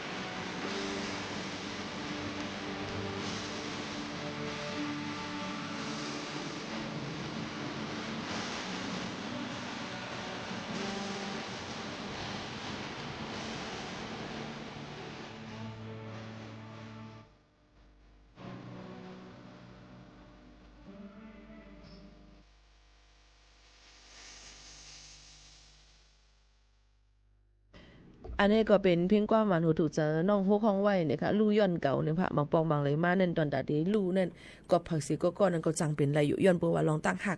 ลองตั้งใจจะเปลี่ยนก้นๆนั่นเนี่ยค่ะเนาะก็อย่าไปกลุ่มกับวนถึงเขามุนำบนตีนั่นทำบ่ลืมหักตัวเก่าในค่ะเนาะนึงเพียงความผ่านกว่าเย้าในคณะมาอยู่ในตอนการเฮาค่ะซ้ำกันที่ในแทงฮับทอมอยู่ตั้งเรดิโอออมลม AM 147กิโลเฮิรตซ์มันก็ว่าซีดีคาโปลาโดดาเซวาเนาะฮงปล่อยเสียงเก้งใหม่ AM 147กิโลเฮิรตซ์มันก็ว่าปีโมคานนเหตุการณ์ที่วิชูปีโมคานนเหตุการณ์ที่วิชูที่ปาสุสีนั่นน่ะฮงปล่อยเสียงให้เป็นความไต้เอาค่ะเนาะฮงปล่อยเสียงอันว่าได้เป็นความไทยว่าวิทยุความอังกฤษว่าเรดิโอความไทยว่าวิทยุนะคะเนาะความไต้ว่าฮงปล่อยเสียงนะคะเพราะปล่อยกว่าดีเสียงเป็นออมรวมกว่านั่นเนี่ยเป็นห้องเป็นจังได๋ค่ะเนาะย้อนนั่นแหละวิทยุเป็นออมรวมให้ในนั้นขนาดนะก็บ่นานปีก็ข้าก็อำไปปองใจว่าอันเฮาคาลาต่อกันอยู่กวนวันในจังเฮาป้องกันหือในนั้นกันมันก็ว่าเหตุการณ์แนว5ดีวิชูนะคะว่าวิชูดำใจนะคะวิทยุห้องปล่อยเสียงได้เฮ็ดเหมือนเก่านะคะเนาะปืนปล่อยเสียงดังออมร่วมเหมือนเก่านะคะที่ AM 147กิโลเฮิรตซ์มันก็ว่า FM อีหังคาลาสิติคาบ่ลาว่า AM แล้วนะคะเนาะใจ FM นะคะนะเป็น AM 147กิโลเฮิรตซ์จังไหนนะคะปืนปล่อยเสียงกูวันข้าวยามไลลาข้าวยามตังเมืองจึงไทยค่ะ 10:00 นถึง 11:00 นกลางในกลางค่ำนะคะข้าวยามตังเมืองจึงไทย 10:00 นถึง 11:00 นกลางในกลางค่ำต่างข้าวยามต่างจึงเมืองก็ได้เปลี่ยนไปหลายๆกว่าต้องอองจึงเมืองไผเมืองมันจังหนังนั้นค่ะพี่น้องเขาค่ะอันนี้ก็ลองตรงนึงเฮาค่ะมาฝากตอนจุกันในตอนการเฮาค่ะตีในนั่นค่ะพี่น้องเขาค่ะลาดกว่าคือเกี่ยวกับเลยลองลมกัดลมเย็นยาวในคันที่กัดมานำแห้งมาหรือสิเก่าลาดกว่าเหี่ยวในคันเนาะเมื่อวันที่4เดือน1 2เฮงไป26ป่นมานั่นเป็นวันรอดแล้วเมืองมานขอบเต็ม78ปีนะคะปีในซึ่งมันปลดปล่อยปันก้นตกขอก6เฮงปลายค่ะในนั้นปานางงามนางเงาเซ็กซี่โมเดลนางหมวยจามแลอูเยทุดอันเป็นพ่องหลวงไผ่ปองข่าวพ้องปันหลวงปองจึงอูเต็งเจ๋งเขานั่นจึงหนังนั้นค่ะพี่น้องเขาค่ะนั่งมือจำในซึ่งมันแน่ว่ามันนั่งหนุ่งคบปิดคบปอดป่นหรือเสียถ่ายแคบหางและวิดีโอต่างเนื้อออนไลน์ในเสียตีนยอบเอาเรื่องมันนั่งกว่าเมื่อปี2เฮงปลาย22นั่นเลยตั้งพิษป่นเปลี่ยนไม้มีอิเล็กทรอนิกส์มาตรา33กะเสียแตบตัดปันตกคอกอยู่6ปีในนั้นค่ะมันนั่งตั้นอะไรอยู่ในคอก3ปีเสสั่งหาหลอดออกมาในวันหลอดแล้วขบเต็ม78ปีในว่าจึงไหนค่ะพี่น้องเขาค่ะก้นตกคอกอันถูกลดหย่อนปลดปล่อยมาในวันที่4เดือน1 2เฮงไป26วันเมื่อนั้นป่นมาอยู่มีไว้อยู่6เฮง1ปากไป34ก็ในนั้นปาดังกลนอกเมือง52ก็เซซึ่งมันส่งปอกขึ้นเมืองเย้าปืนเผาลาดป้าว่าห้ามเข้าเมืองมันมากขึ้นต่อโจต่อปานว่าจึงหนังไหนค่ะพี่น้องเขาค่ะลองปล่อยก้นตกคอกปองในจอมจิกซึ่งมันปืนเผาไว้ว่านอกเนื้อปล่อยก้นตัวคอก6เฮงไปในยาก้นเจอมีอยู่ในคอกปัดปืนจึงเมืองนั่นก็ลดหย่อนตัวตามปัน6 ปุ่น 1 ปุ่นว่าจึงหนังไหนค่ะก้อยการซึ่งมันปล่อยปันก้นอันตัวคอกในวันนั้นนางอองซานซูจีและก้นตัวคอกการเมืองจื่อเสียงใหญ่เจ้านั้นได้อัมปาสสีอัมกาในลองลดหย่อนตัวตาม6 ปุ่นนั่นก็อัมปาอองซานซูจีและจอมจึงก็เก่าอูวินมีนั่นในค่ะเนาะพี่น้องเขาค่ะอันนี้ก็เป็นลองการวานการเมืองเนี่ยค่ะเอามาฝากตวนถึงพ่อแม่พี่น้องเขาในนั่นค่ะพี่น้องเขาค่ะเยี่ยวก็ตีหันอยู่ในค่ะเนาะพี่น้องเขาค่ะมีนางก่อนหนึ่งเนี่ยค่ะกว่าหาจำก็หักมันตีดังเมืองกัมพูชาค่ะเนาะตีดังเมืองกัมพูชาเนี่ยค่ะนี่ก็เป็นเน็ตไอดอลก็หนึ่งเหมือนกันที่สิงอย่างลื่อหลังเป็นสาวเคนะคะพี่น้องเขาค่ะเป็นเน็ตไอดอลเนี่ยค่ะเป็นเน็ตไอดอลสาวเนี่ยค่ะตั้งเมืองเคนั่นขนาดเนาะวันละเป็นคนสื่อเสียงลื่อหลังตั้งโซเชียลมีเดียนั่นขนาดเนาะลีอีลูเนี่ยเนี่ยนะคะเน็ตไอดอลเมืองเคนั่นเนี่ยค่ะหายตัวกว่าเนี่ยค่ะ26 วันค่ะพี่น้องเขาถ่อมด้วยดีค่ะนะเยาก็เพื่อก็ไม่หุบหันเทียงเลยค่ะพี่น้องเขากันย้อนนั่งเป็นกวนย้อนอยู่ที่เมืองกัมพูเดียเนี่ยค่ะนั้นก็กัมพูชานั่นค่ะนะเนาะเป็นก้นอันที่หู้หางหู้ตูหังเนี่ยค่ะขาหักทั้ง2 ฝ่ายเนี่ยค่ะเปิดก้นมุ่งห่อเฮิรนมาหับเอากว่าเนี่ยนั่นค่ะพี่น้องเขาค่ะลิตกเจอเนี่ยเป็นก้นหางลีหางงามเต้ๆเนี่ยค่ะภายทั้งเมืองเขเขาเลยปืนเผาไว้ว่าเนี่ยค่ะก็อันเป็นปอเป็นแม่สืบจ้อมหายตัวกว่า26 วันมันนั่งลาด้วยว่าเด็กกะหาก็เป็นก็หักมันอยู่ในร่างเมืองกัมพูชากัมพูเดียเนี่ยนั่นค่ะเปิ้นก็ลาว่าอย่าไปกว่าเมืองกัมพูเดียในกูกะเป็นตกล็อกยาก้นหยอกแลนกินยาก็เป็นสแกมมาเนี่ยมันนั่งซ้ำอำหยุ่มเสกว่าเนี่ยนั่นค่ะเพิกกว่าเนี่ยค่ะมันจืออูเนี่ยค่ะเนาะเป็นก้นมันทน ฟูเจียนในนั้นค่ะเป็นเน็ตไอดอลแพลตฟอร์มวิดีโอสั้นๆป๊อดๆนั่นค่ะเนาะมีคนติดตามอยู่ 2.4 หมื่นปลายก็นะคะแล้วก็ต่างลื่นสุดเมื่อวันที่6เดือน12 2เฮงปลายเซาหาปนมาในเมืองกัมพูเดียในนั้นค่ะอ่อนตั้งในเนี่ยค่ะมุ่งหอเฮิรนก็เลยครับผู้ข่าวว่ามันนั่งได้ดีกว่าดังเชียงจูในนั้นค่ะก็การที่เตมันเนี่ยค่ะย่าถูกหยอกเลี้ยนกว่าที่ดังเมืองกัมพูเดียในนั้นค่ะเอาพี่น้องเขาค่ะเยาก็เลยโอนเงินจอยเทียมกว่า 80,000 หยวนเนี่ยค่ะหมอก4แสนบาทเดียวเนี่ยค่ะต่อถึงวันที่26เดือน12 2เฮงปลาย25นั่นเนี่ยค่ะมันนั่งก็ติดต่อย้อนเงินรักษาขามันแทง2เฮง2ปักหยวนบอก 10,000 บาทในเนี่ยค่ะเยาก็ขาดการติดต่อกว่า8ซึ่งไหนค่ะเอาพี่น้องเขาก็นั้นแลเผอว่ากำไดเปิ้นก็หันเยาก็ฮุบทุบยาสีเป็นก้นอันดีเป็นก้นย้อนอยู่ทางเมืองกัมพูเดียนั่นขณะเปิ้นก็จ่องกับสืบกว่าที่สถานเมืองทูตเมืองเขนั่นที่ในเมืองกัมพูเดียเสออกจอมหาในนั่นค่ะตรวจถึงมาในวันที่3เดือนธันวาคม2เฮงปลาย26ในเจ้าหน้าที่ก็พบทั่วผันมานั่งก้อนนึงในนั่นค่ะอยู่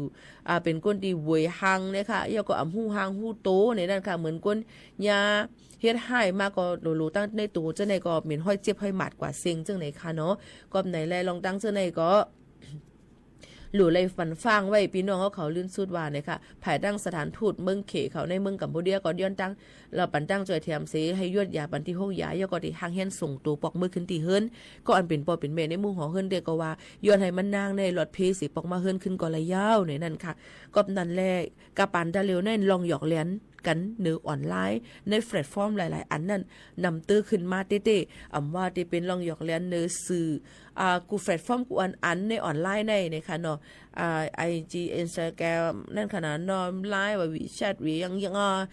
Facebook ว่านำเพียงนั้นนะคะแล้วก็เปิดจังนั้นแหละลองตั้งเสื้อในหมังก็ที่เอาแค่พังหรือหางงามเสียก็มาหยอกแลนอุบกันมาจังนั้นค่ะตัวบ่มีเสือปันกันเสียก็ห้องกว่าหาการจำจังได๋ก้อยกับเปิ้นได้เก้าเฮาขาเป็นลักไล่หยอกแลนนะคะเที่ยงอันนึงซ้ำอุบกันมาเป็นข้าวตั้งเป็นปีๆไปแล้วก็มือใหม่ๆมันบ่ปันเงินเฮาหึงก็หึงมาลงตื่นลังจอมเฮาแลกันนั้นค่ะนายหรือว่าลง1แสนทำไรมากขึ้น2แสนเนี่ยลง3แสน4แสน5แสนผึกลงตื่นทุนลงทุนล้างมันนำกว่าเอาในขายเฮิรนขายเย่เอาตีลินกับกำกับงานเปิ้นปันกว่าเฮก็ไม่เพิ่นว่าร้อยเอาเงินกับปันเหมาก็นั้นเดียวในเขาก็ไม่บล็อกแปดกูแพลตฟอร์มกูอันเอาค่ะนะกอบนั้นได้ลองตั้งซะในนั้นลีโกเนี่ยเนี่ยค่ะเนาะพี่น้องเขาค่ะมันก็พี่น้องใต้เขาค่ะในก็มีนำเนี่ยนะคะทางว่าจะเลยลีก็กะว่าเนี่ยเปิ้นหยอกแลนกว่านี่ก็มีมาจึงนั้นเนี่ยค่ะเอียก็ AI กับปานตะเลียวในขึ้นกับเนี่ยค่ะเนาะแล้วหนังสังเสียงเหมือนหนังเสียงที่หมู่เขาโน่นใน AI ก็เอากว่าเนี่ยก็เปิ้นก็เฮ็ดเสียงเหมือนที่หมู่เขาโน่นแนวค่ะเพราะว่ากันยาเปิ้นจึงหือเสียงมาหลู่เลยฟังมีสมาธิดีกว่าในค่ะนะพี่น้องเขาค่ะในก็เอามาฝากฟังไว้ปันพี่น้องเขากูก้นค่ะเอียก็เทียงอันนึงเนี่ยค่ะในก้นมุงของเฮือนเอาค่ะนำเนี่ยเอียก็ซื้อโคของออนไลน์ก่อนนำเนี่ยต้องใจกำไรเพราะว่าอำจื้อใจเฮาได้สั่ง5เนี่ยอย่าไปพุ่งฮิปเน็ตฮิปลอยเงินปั่นเปิ้นในโกยาก้นอันหยอกแล้นนั่นค่ะเนาะกอบนั้นเพราะว่าได้ซื้อพักได้ซื้อในก็โหลได้ถามกันได้มุ่งหอเฮือนนั่นก่อนบางปอกบางเลยมาปักตีอยู่ตีตาได้ส่งว่าจื้อก้นที่ต่อในเป็นทั้งก้อนนึงก้นซื้อเป็นทั้งก้อนนึงจะในก็มีปัญหากันในนั้นค่ะอันในตัวทบมาค่ะนะอันนี้มาฝากไว้ปั่นพ่อแม่ปีๆน้องๆเขาจ้อมในนั่นค่ะในก็มาฝากกันถึงกันเลยค่ะเมื่อเคยมีพี่น้องเขาถามมาเกี่ยวกับไปลองวัดมดอายุที่ไรเฮ็ดหือในอำหัวที่เป็นวัดไว้ซึ่งหือในขึ้นลาดในไล่ย่อยย่ำซัดเซมาปั่นทางอีกอ่อนนึงตีตื้อแคมหรือสีเก่าเตะในนั่นค่ะพี่น้องเขาค่ะอันนี้ก็เอามาฝากตอนถึงกันซึ่งหนังไหนค่ะ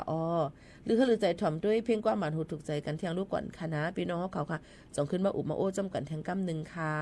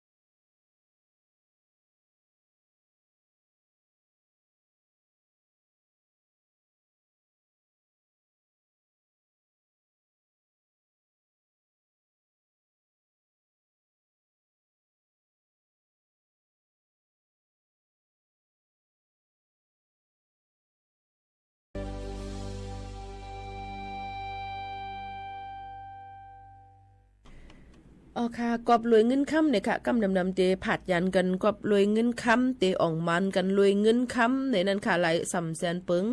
มันใกล้เปลี่ยนมาอยู่เตๆรวยลองตั้งเงินค้ำเนี่ยค่ะบางปอกบางอะไรมากค่ะว่าใครซื้อน้องเงินน้องค้ำกว่าเย้าเนี่ยค่ะนะย้อนเปิดสังหาเนี่ยไผๆก็จ้อมหาเงินหน่อยสาวน้องเงินหน่อยเนี่ยแล้วก็ค้ำเมยสาวน้องค้ำเมยน้องใจเมื่อไหร่ก็เป็นเงินเป็นค้ำเป็นเสียงน้องก็เสียงเนี่ยค่ะเนาะก็นั่นแหละเขาก็มันก็ถามว่าค่าที่มักมีเมื่อไหร่ค่ะเป็นข้อถามตีใกล้ๆหันใกล้ๆยินอยู่ลองตั้งเสื้อในเนี่ยพอเด็ดถามมาเขาเด็ดมักมีเมื่อไหร่เนี่ยตำรวจทำพาอยู่ที่วัดตัวเจ้าเก่าเฮ็ดสร้างอีหังพองเหตุการณ์กว่าอีสังพองเพราะเขาค่ะกลุ่มกระทำบที่ตัวเจ้าเก่าซับเฮ็ดในจึงมันก็ที่อ่องมานไล่ในนั่นขนาดเนาะย้อนเปิ้นนั่นแหละเขาค่ะโลเล็กมีน้องตั้งคัดใจค่ะมันก็ว่าคัดใจอยู่นะมันเป็นมาไล่ในวันศีลวันธรรมก็เลยมีวันเหลียววันสูวันเฮาก็เลยมีวันเหลียวค่ะมันก็เหมือนหนังกงปั่นนั่นค่ะปั่นกว่าปั่นมาจังไหนมีมื้อขึ้นมีมื้อลงค่ะมื้อขึ้นหมากอื่นก็ได้เย็นเป็นคำคงมื้อลงคำคงก็ได้จังเย็นเป็นหมากอื่นก็จังเป็นไรย้อนเปิ้นนั่นแหละอยู่จ้อมหนังสมาอาชีว่าเฮาค่ะนั่นสิครึ่งปองให้สังกว่าเลยลองตั้งอันซื้อโยอันฉุกเมียนเสวันหนึ่งก็วันหนึ่งตื้นเตเป็นวันเฮาอยู่ค่ะพ่อแม่ปีๆน้องๆเขาอันนี้ก็เอามาฝากเตือนถึงพี่น้องเขาเฮามีเฮียงตัวเฮียงเจอเฮียงกำขามอันลีแต่ที่ต่อสู้กันในวันตาเมื่อนานนั้นในนั้นค่ะก็มาฝากเตือนถึงพี่น้องเขาเจอหนังไหนค่ะนะหรือให้เราใจกันสักอิดอ่อนนึงก่อนค่ะพี่น้องเขาค่ะย้อนว่าเมื่อในหมู่เขาโน่นน่ะคุณนังตันพี่น้องคันเจเนี่ยเพราะคันเจอเจ้าในถ่อมความนำนะพี่น้องเขานะดีเมียนตื้อตั้งอันดีดอนแต่พี่น้องเขาเย้าค่ะเนี่ยหักเมียนดุกลมีค่ะใจกวนลาห้องไว้สุดถ่อมค่ะ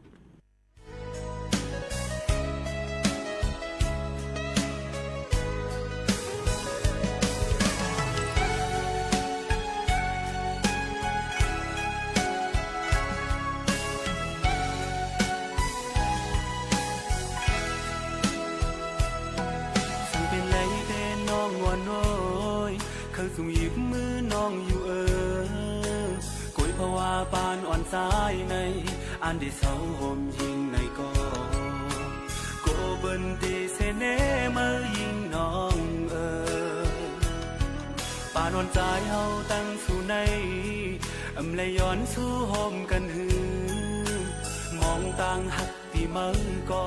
กุยเปลี่ยนต่างมองไว้ภายเลจำกันและเย้าโยเฮาตั้งด้วยเพราะว่าชาติป่าน้องสำเป็นลูกคนมีเงินเล่ที่อย่างเขาสู่หิมสู่เป็นเย้าอยู่ที่ไกลไกลสิมุงตัวก็หันสะใจเฮาเย้าน้องหวยหันสู่ยิงน้องเล่ห่มข้างจอมก่อนมีเงินคำนั่งกัน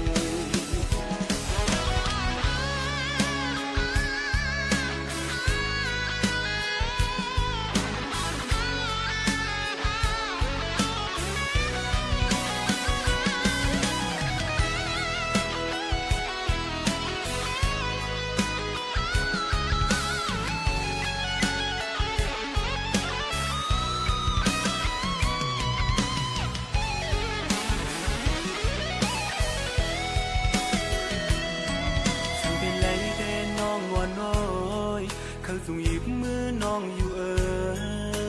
กุยภาวะปานอ่อนสายในอันที่เศร้าห่มยิงในโกเบินตีเสเนมายิงน้องปานอ่อนใจเฮาตั้งสู่ในเลยย้อนสู่ห่มกันหือ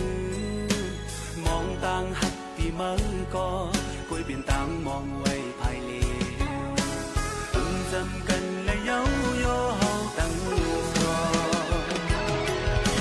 เพื่อเพราะว่าชาติป่าน้องสำเป็นลูกคนมีเงินเล่ที่อย่างเขาสู่หิมสู่เป็นเย้าอยู่ที่ไกลไกลสิมุงตัวก็หันสะใจเฮาเย้าน้องหันสู่ยิงน้องเล่ห่มข้างจอมก่อนมีเงินคำนั่งกันป่าน้องสำเป็นลูกคนมีเงินเล่ที่อย่างเขาสู่หิมสู่เป็นเย้าอยู่ที่ไกลไกลสิมุงตัวก็หันสะใจเฮาเย้า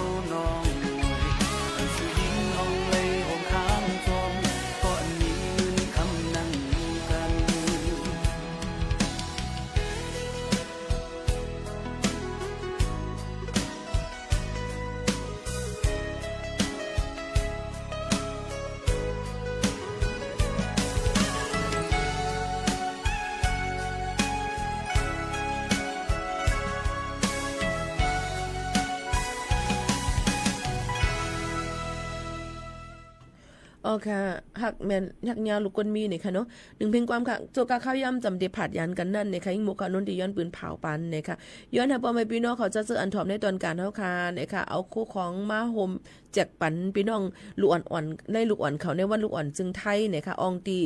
ฐานฐานะก่อกับสืบข่าวที่3เนี่ยค่ะสำนักประชาสัมพันธ์ที่3เนี่ยนั่นค่ะยกย้อนปืนเผาปันเนี่ยนั่นค่ะว่าผู้เหลือเผยมีน้ำใจใครจอยแห้งเงินก็เลยคู่ของก็เลยนะครับเอามาแจกจ่ายกันในวันเสาร์ที่10เดือน10วันเสาร์ที่10เดือน1 2แห่งปลาย26ในที่จัดเฮ็ดปางป้อยวันดุอ่อนจึงไทยเนี่ยค่ะพี่น้องเขาที่ห้องบ่อยเสียงเกียงใหม่แล้วก็ฐานฐานะก่อกับสืบข่าวที่3ที่ในมีหลายๆห้องการมาโฮมกันแล้วก็อย่าลืมเอาลูกเอาหลานพี่น้องเขามาแอลเลจ้อมเนี่ยนั่นค่ะพี่น้องเขาค่ะนี่ก็เอามาฝากตอนทุกถึงปอแม่ปีๆน้องๆเขาให้เลยยินถ่อมจ้อมกันเสื้อหนังในค่ะยก็ยินจ้อมขอบใจในค่ะอองตีโคกของอันเปิ้นโฮมมาจอยเทียมปันนั่นอามาได้เป็นผู้จัดการธนาคารเพื่อการเกษตรและสหกรณ์เกษตรเจริญเก้งใหม่นะคะที่มีจองฮาลงนะคะยก็ออมสินเทียงเกาอันเนี่ยค่ะยก็หจกกพัฒนศิลป์ในนั่นค่ะเป็นหม้อหุงข้าวเครื่องปั่นหม้อต้มนะคะ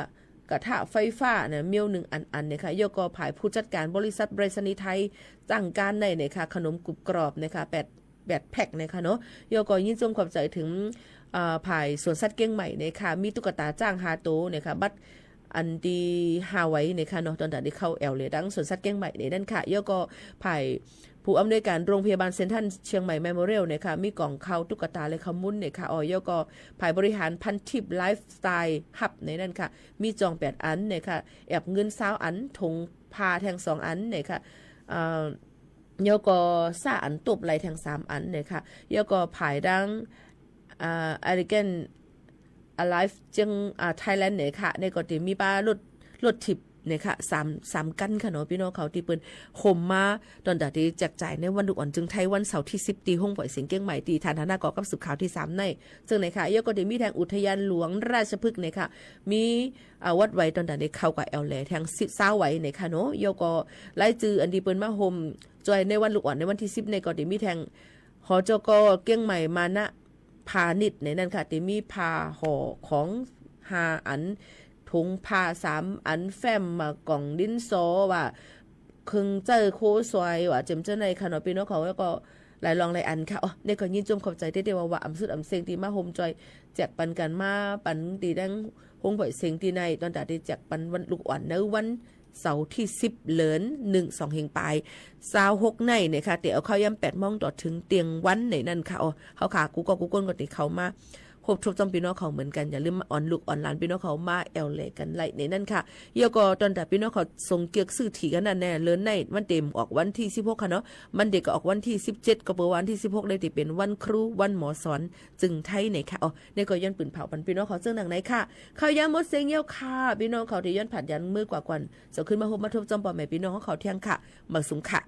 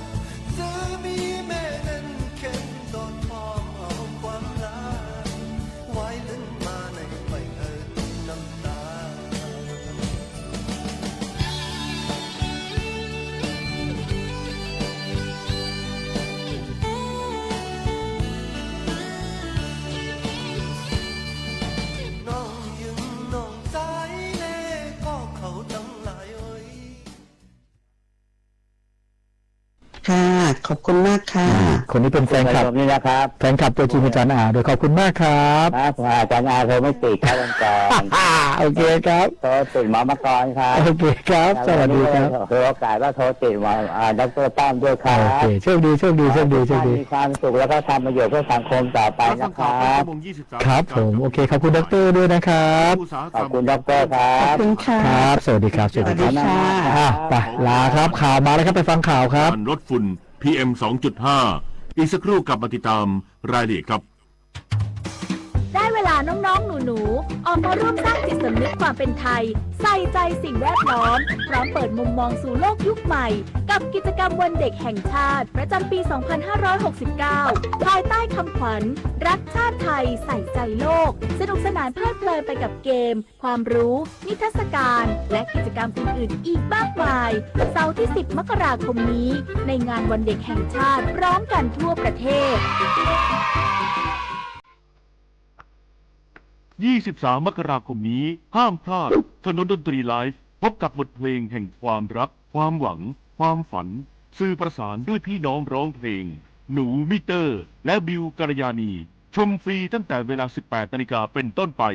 ณห้องออดิโทเรียมอาคารศูนย์ปฏิบัติการสถานีวิทยุกระจายเสียงแห่งประเทศไทยลงทะเบียนเข้าชมได้ที่ Facebook Fanpage ถนนดนตรีเรายังเป็นนักเดินทางรู้ไหม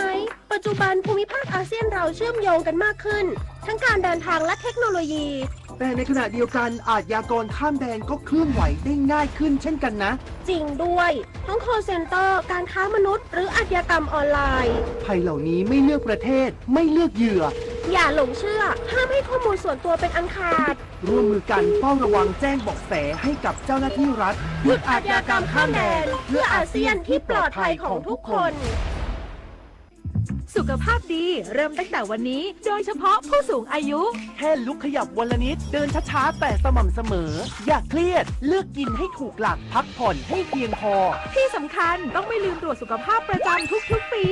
เพราะการใส่ใจดูแลเล็กๆเหล่านี้ช่วยให้ผู้สูงอายุมีสุขภาพจิตที่สดใสสุขภาพกายที่แข็งแรงมาร่วมกันทำให้ทุกวันมีคุณภาพมากขึ้นด้วยการดูแลสุขภาพกันในวันนี้เพื่อให้พรุ่งนี้ท่านยิ้มกันได้อย่างเต็มที่กระทรวงอุตสาหกรรมร่วมกับกรุงเทพมหานครคุมเข้มการระบายมลพิษของโรงงานพร้อมติดตั้งระบบติดตามมลพิษแบบเรียลไทม์เพื่อยกระดับมาตรการลดฝุ่น PM 2.5 นายณัฐพล รังสิพล ปลัดกระทรวงอุตสาหกรรมเปิดเผยว่าจากสถานการณ์ฝุ่น PM 2.5 ในช่วงเดือนธันวาคมถึงเดือนกุมภาพันธ์จึงร่วมกับกรุงเทพมหานครยกระดับมาตรการจัดการมลพิษทางอากาศกำหนดมาตรการเชิงรุกยกระดับการกำกับโรงงานในกรุงเทพมหานครโดยกำหนดมาตรฐานการระบายมลพิษอากาศเข้มงวดขึ้นให้ฝุ่นไม่เกิน60มิลลิกรัมต่อลูกบาศก์เมตรสำหรับเชื้อเพลิงก๊าซและไม่เกิน90มิลลิกรัมต่อลูกบาศก์เมตรสำหรับเชื้อเพลิงแข็งและเชื้อเพลิงเหลวพร้อมให้โรงงานติดตั้งระบบติดตามมลพิษแบบเรียลไทม์ครอบคลุมโรงงานขนาดใหญ่กว่า156แห่งโดยประชาชนสามารถตรวจสอบได้ซึ่งจะเริ่มให้โรงงานติดตั้งระบบวันที่1กรกฎาคม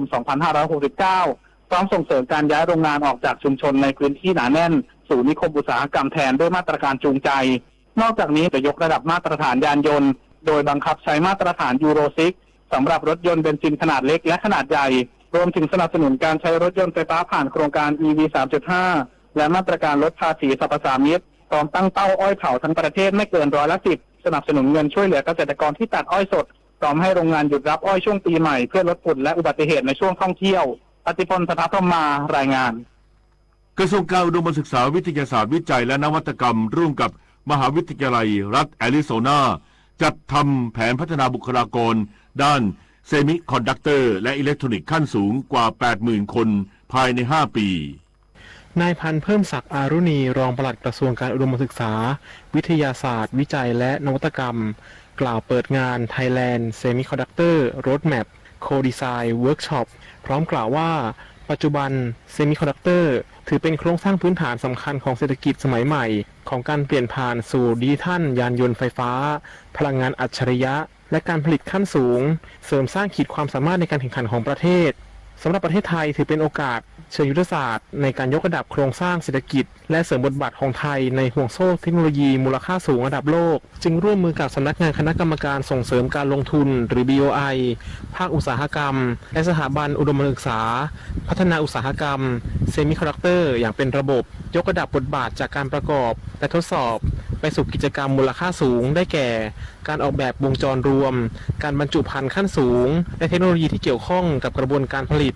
กำหนด3สาขาเป้าหมายหลักคือการออกแบบวงจรรวมอุปกรณ์กำลัง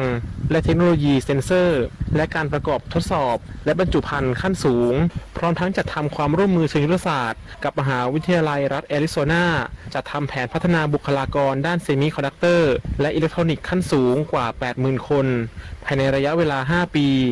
ชาวนันท์มาลีรายงานการเคหะแห่งชาติจัดอบรมนวัตกรรมการออกแบบและมาตรฐานวิศวกรรมสมัยใหม่เพื่อยกระดับความปลอดภัยที่อยู่อาศัยนายทวีพงษ์วิชัยดิษฐ์ผู้ว่าการเคหะแห่งชาติเปิดเผยว่าได้จัดอบรมหลักสูตรการออกแบบโครงสร้างอาคาร Precast Concrete ให้แก่ผู้บริหารและผู้ปฏิบัติงานที่เกี่ยวข้องเพื่อเสริมสร้างความรู้ด้านการออกแบบโครงสร้างอาคารให้เป็นไปตามหลักวิศวกรรมเพิ่มความแข็งแรงมั่นคงและความปลอดภัยของที่อยู่อาศัยอย่างเป็นระบบเพื่อยกระดับมาตรฐานการก่อสร้างลดความเสี่ยงด้านโครงสร้างและสร้างความเชื่อมั่นให้ประชาชนว่าที่อยู่อาศัยของการเคหะแห่งชาติมีความปลอดภัยและได้มาตรฐานมุ่งเน้นนวัตกรรมการออกแบบโครงสร้างอาคารระบบ Precast Concrete และระบบพื้นไร้คานที่คำนึงถึงการกระจายแรงและการถ่ายแรงอย่างมีประสิทธิภาพเพื่อให้สามารถรองรับแผ่นดินไหวตามมาตรฐานวิศวกรรมสมัยใหม่ช่วยเพิ่มความมั่นคงแข็งแรงของอาคารลดความเสียหายที่อาจเกิดขึ้นและยกระดับความปลอดภัยให้แก่ผู้อยู่อาศัยในระยะยาวนิตยาคุณสิมรายงานจบข่าวพิญญรุ่งสมัยอ่านและฟังข่าวครั้งต่อไปเวลา 6 นาฬิกาติดตามข่าวที่นำเสนอไปแล้วได้ที่ www.thainews.prd.go.th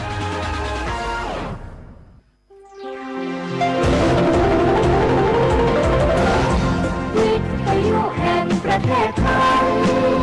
ให้ความรู้กู้ความสุขต่อไปนี้ขอเชิญท่านฟังรายการเพื่อนฝันดำเนินรายการโดยจารุลินมุสิกพงศ์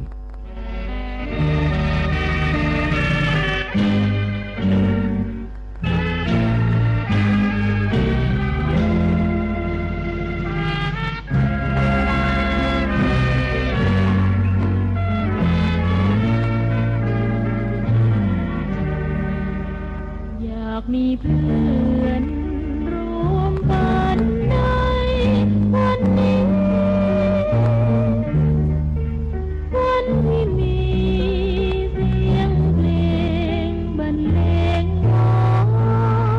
นเดี๋ยวออดอ่อนเดี๋ยวเรื่องอื่นแสนชื่นบานเดี๋ยวตับตานเดี๋ยวโศ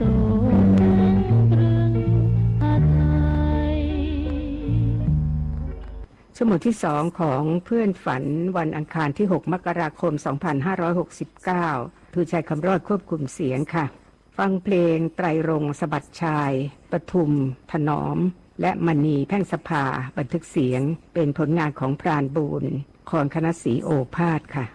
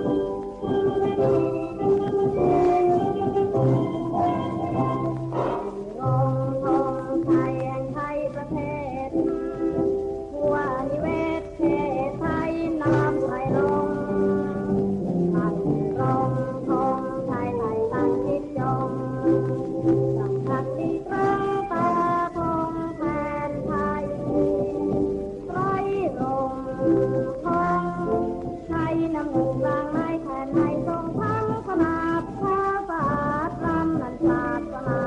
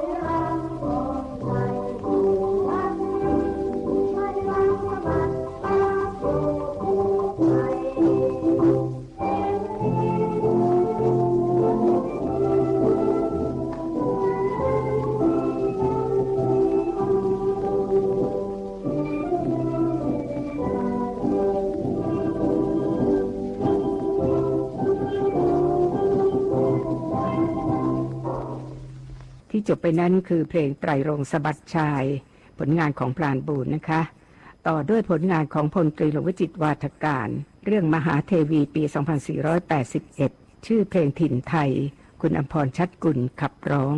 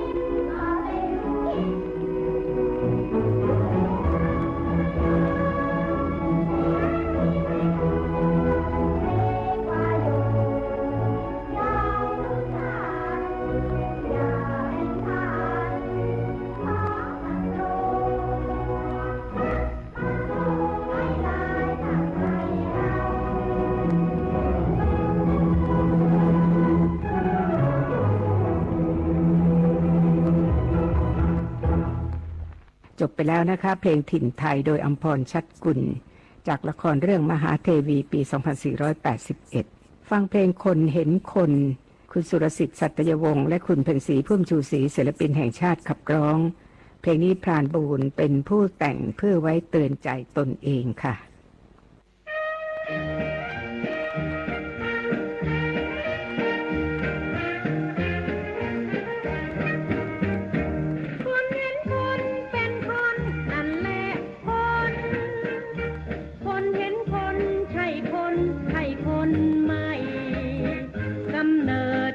ต้องเป็นคนทุกคนไปจนหรือมีผู้ดีไพร่ไม่พ้นคนเกิดหนหนึ่งตายหนหนึ่งเพิ่งนึกไว้ไม่เกิดใหม่ตายใหม่ได้หลายหนอย่าโอหังอย่างจะดีวิเศษล้นก็แค่คนคนหนึ่งเท่านั้นเอง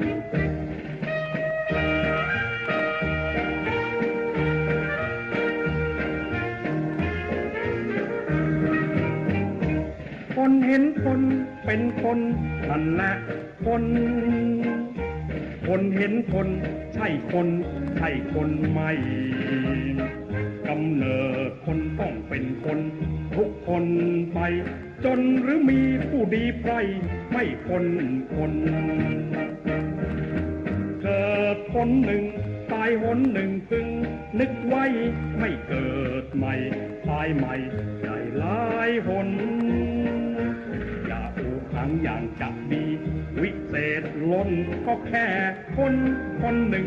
เท่านั้นเอง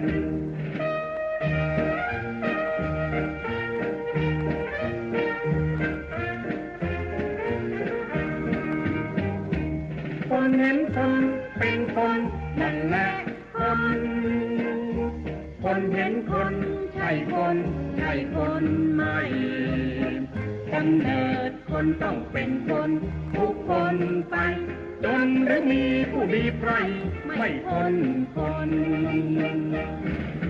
เกิดหนหนึ่งตายหนหนึ่งพึงนึกไว้ไม่เกิดใหม่ตายใหม่ได้หลายหน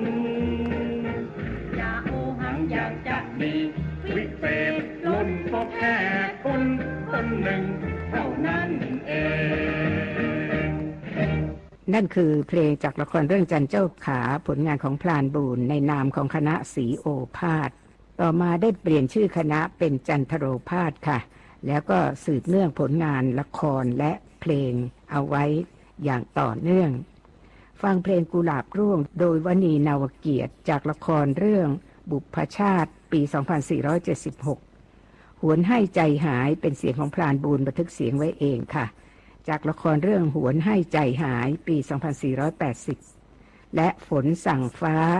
บันทึกเสียงโดยปทุมปทีประเสนจากละครเรื่องฝนสั่งฟ้าแสดงเมื่อปี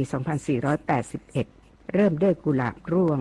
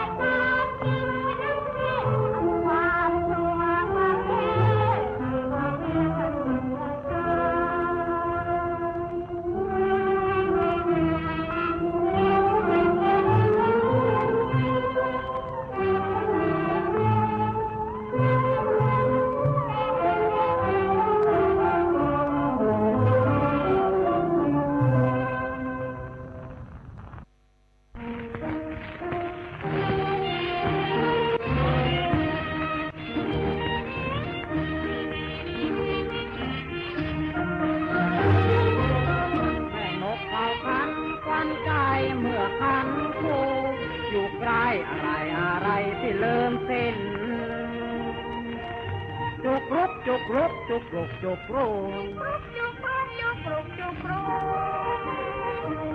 กระจุกกระจีจับพรที่ลืมที่นอนที่กินอกใจที่ปลายทวินเมื่อได้ยินจุกรุกจุกรุกจุกรุกจุกรุกจุกรุกจุกรุกจุกรุกมามันกูเพียงอะไรนี่เสียงหวานที่น่าลาคอย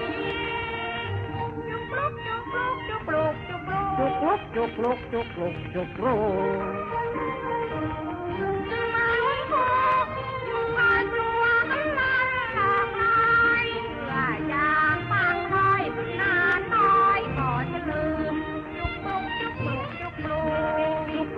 กลุกจุกลุกก็เคยขันเสียงคู่มาฟังสำเนียงเสียงหูเหมือนนกเขาคู่เคยคาน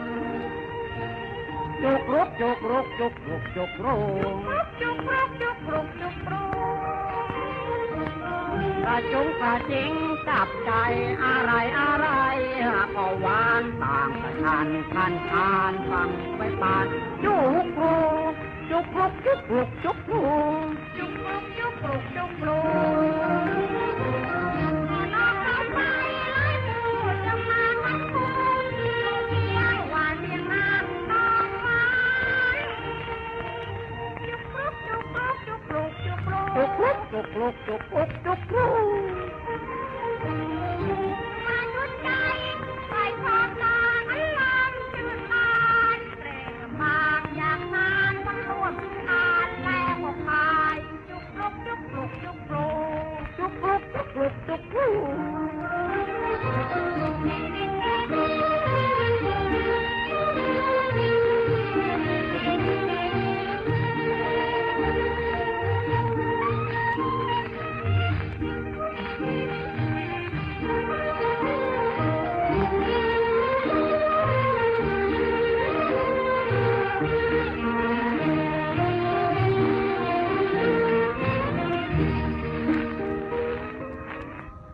นั่นคือเพลงจากละครเรื่องจันเจ้าขาผลงานของพลานบูรณ์ในนามของคณะศรีโอภาสต่อมาได้เปลี่ยนชื่อคณะเป็นจันทโรภาสค่ะแล้วก็สืบเนื่องผลงานละครและเพลงเอาไว้อย่างต่อเนื่องฟังเพลงกุหลาบร่วงโดยวณีนาวเกียรติจากละครเรื่องบุพชาติปี 2476 หวนให้ใจหายเป็นเสียงของพลานบูรณ์บันทึกเสียงไว้เองค่ะจากละครเรื่องหวนให้ใจหายปี 2480 และฝนสั่งฟ้าบันทึกเสียงโดยปทุมปทีประเสนจากละครเรื่องฝนสั่งฟ้าแสดงเมื่อปี 2481 เริ่มด้วยกุหลาบร่วง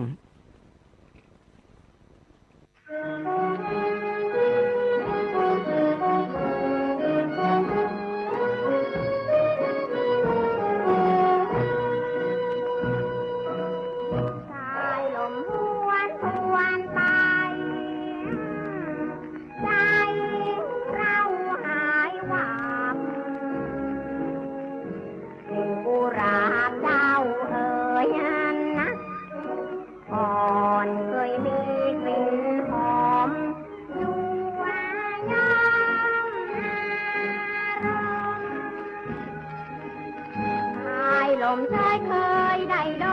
มคืนอารมณ์เพียงชั่วคืนคิดไปใจหายกุหลาบลายไปเป็นของเขาอื่นปลูกเอาไว้หวังใจว่าจะได้คืนสู่แรงวันแรงคืนไม่ทันคืนกลับต้องทำลมชอยบอยมาข้าวใจให้จำเมื่อกุหลาบแตกตอนเป็นพอระคำแทนคำวิญญาณลมคอยรำเพยพาเอามาให้เราดมเดี๋ยวนี้มีน้อยยังอยู่แต่พอไว้ให้เราชื่นชมสุดเสียดายเขาแดดเลิกเอาไปดมเปิดเราต้องรับลมเพียงต้องสายลมลวนสายลมหวนเพื่อนเสียง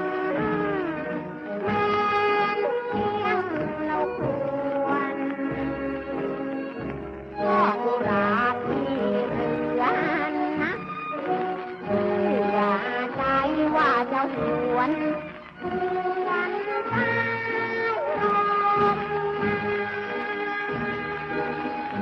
ตายลมตายลมตายลำเพยพา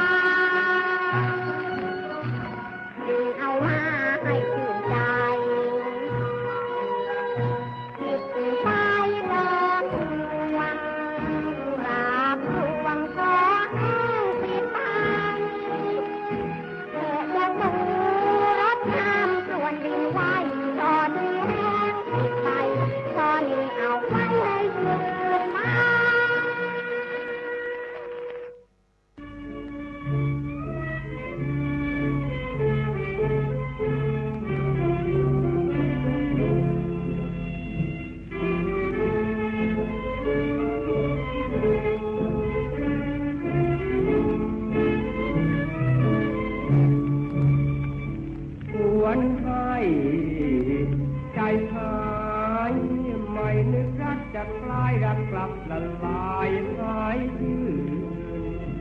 หอมหวานปานกลืนสดกว่ารสอื่นๆหรือจะเทียบจะทันหวานฉ่ำน้ำหวานว่าหวานล้ำน้ำตาลแล้วรักยังหวานกว่านั้นลืมตัวพันลืมคิดจิตกระสันลงลืมวันลืมคืน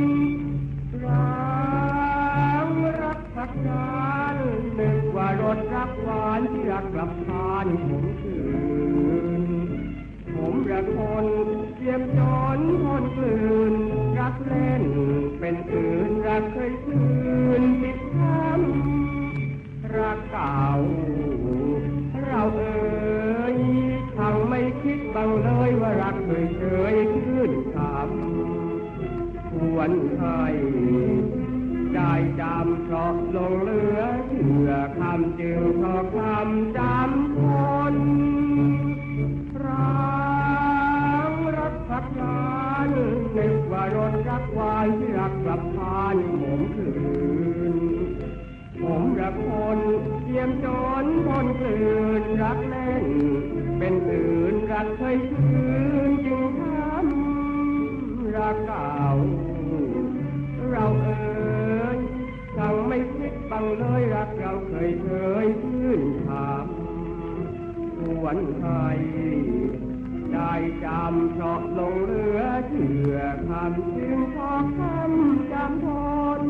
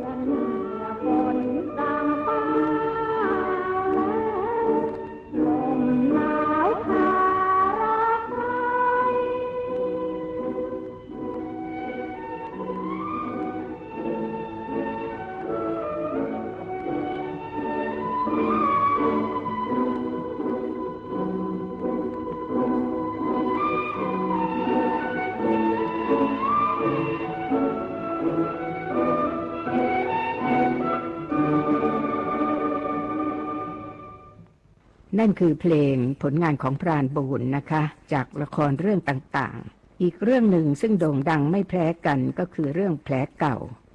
ซึ่งเป็นผลงานละครของไม้เมืองเดิมและพรานบุญเป็นผู้แต่งเพลงค่ะเพลงขวัญของเรียมบันทึกเสียงโดยทรงศรีจันประภาและเคียงเรียมโดยสมพงษ์จันประภาจากละครเรื่องแผลเก่า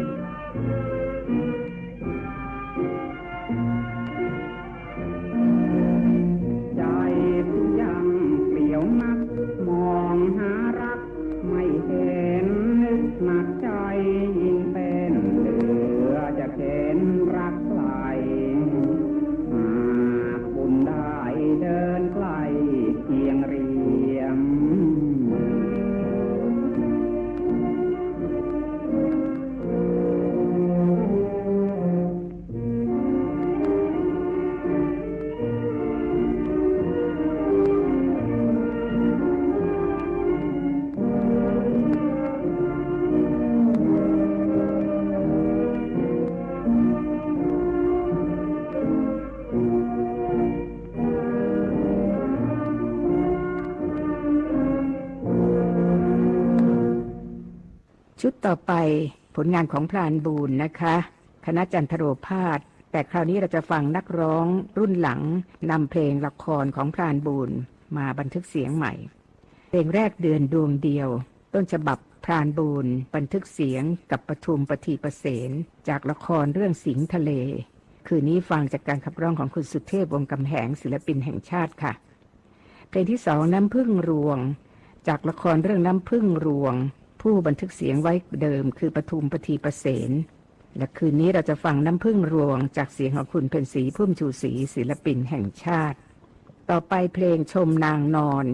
จากละครเรื่องขวัญใจจอมโจรเพลงนี้พระเอกเป็นผู้ขับร้องชมนางเอกซึ่งกำลังนอนหลับแต่เวลาบันทึกแผ่นเสียงในต่อเง็กชวนซึ่งชอบเสียงของคุณปทุมก็ขอให้คุณปทุมปทีประเสนขับร้องจะสังเกตได้ว่าเพลงต่างๆที่บันทึกเสียงกับห้างต่อเง็กชวนถึงแม้จะเป็นเพลงที่ผู้ชายขับร้องไว้ในละครแต่เวลาบันทึกแผ่นในต่อก็จะขอให้ปทุมปทีประเสนเป็นผู้บันทึกเสียงแทบจะทุกเพลงเลยทีเดียวรวมทั้งเพลงชมนางนอนนี้ด้วยคืนนี้เราจะฟังการขับร้องของคุณธานินทร์อินทรเทพค่ะเริ่มด้วยเดือนดวงเดียว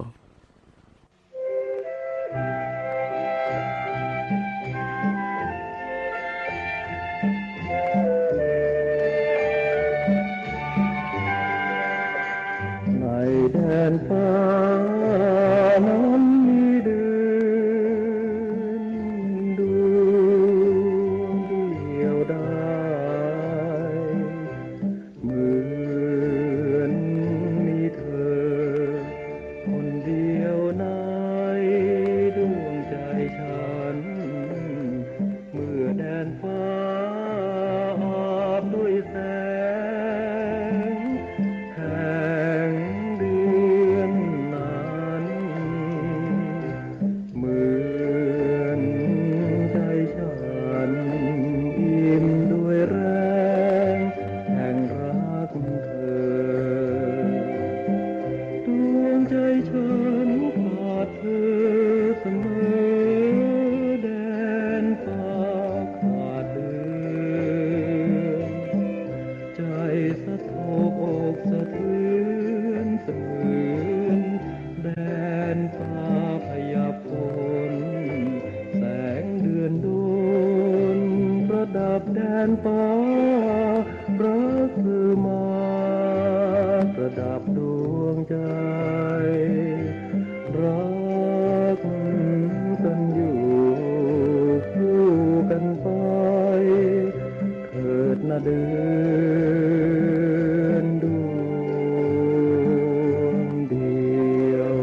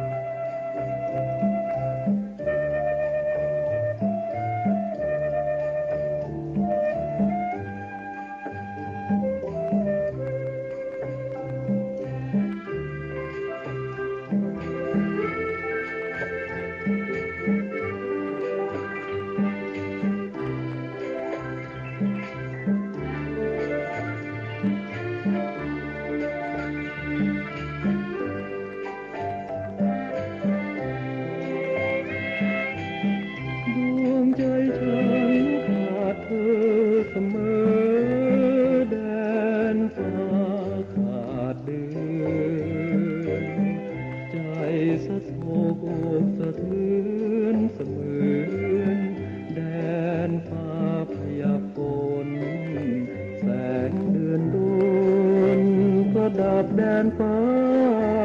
เพราะเธอมาประดับดวงใจ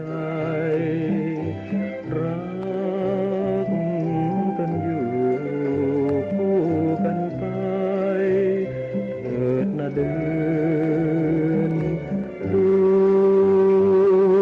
งเดียว เ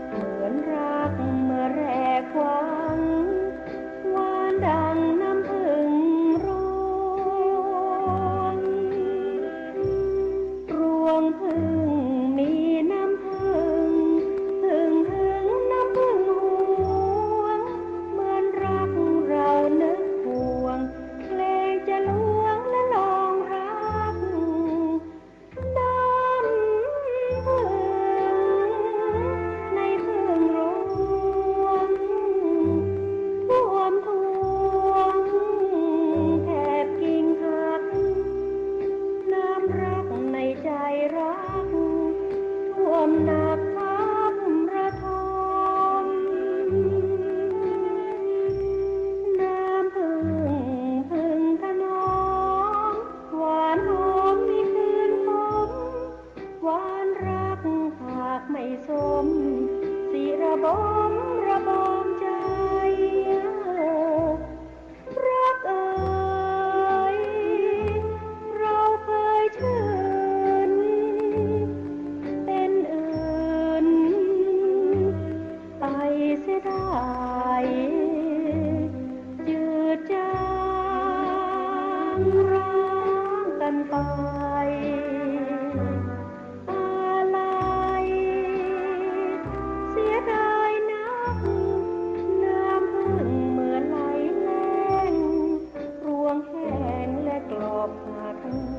เหมือนใจไร้น้ำรักใจบ่สักแต่เป็นใจถึงสองน้ำตาลหวาน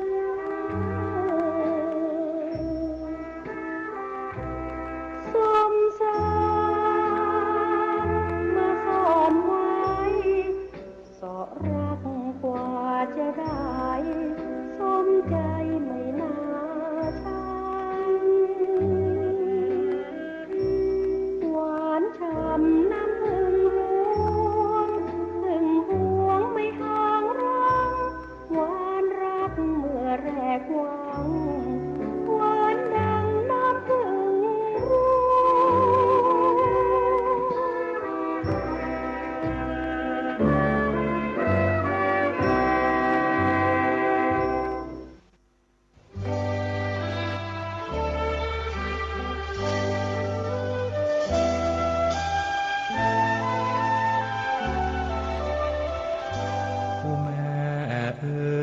งามจริงงามยิ่งยิ่งได้ในจังหวัดงามสารพัดไม่ขาดเนื้อตางามยิ่งดาราดวงเด่นเดือนงามยามเพ็ญก็ยังแท้งามแท้ไร้ตำหนิไม่มีที่คอนไม่มีที่ติเหมือนมะลิอ่อนเหมือนเกสรอังกาบเหมือนกุหลาบกลางดงเหมือนกาหลงในไพรของผิวเพิ่งจะพลิกริจรุนละมุนละไมแม่งามกระไรเจียวควันใจหล่อนชะงามสองตา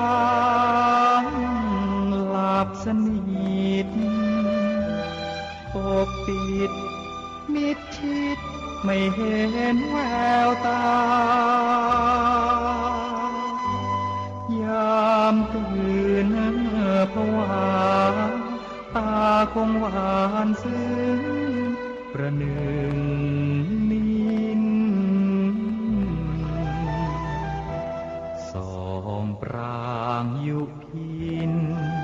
แฉลมจะเปรียบเทียบกับผิวมะปรางสองท่านลันสลางอย่างบัวบางใบในสระหลวงพุ่มพวงอยู่เนื้อสวงทางผู้เต่งตั้งชูอยู่กระเพื่อมหน้าเอื้อมหน้าโอบหน้าชมหน้าชม หน้าเด็ดหน้าดมน่าจะข่มขืนใจ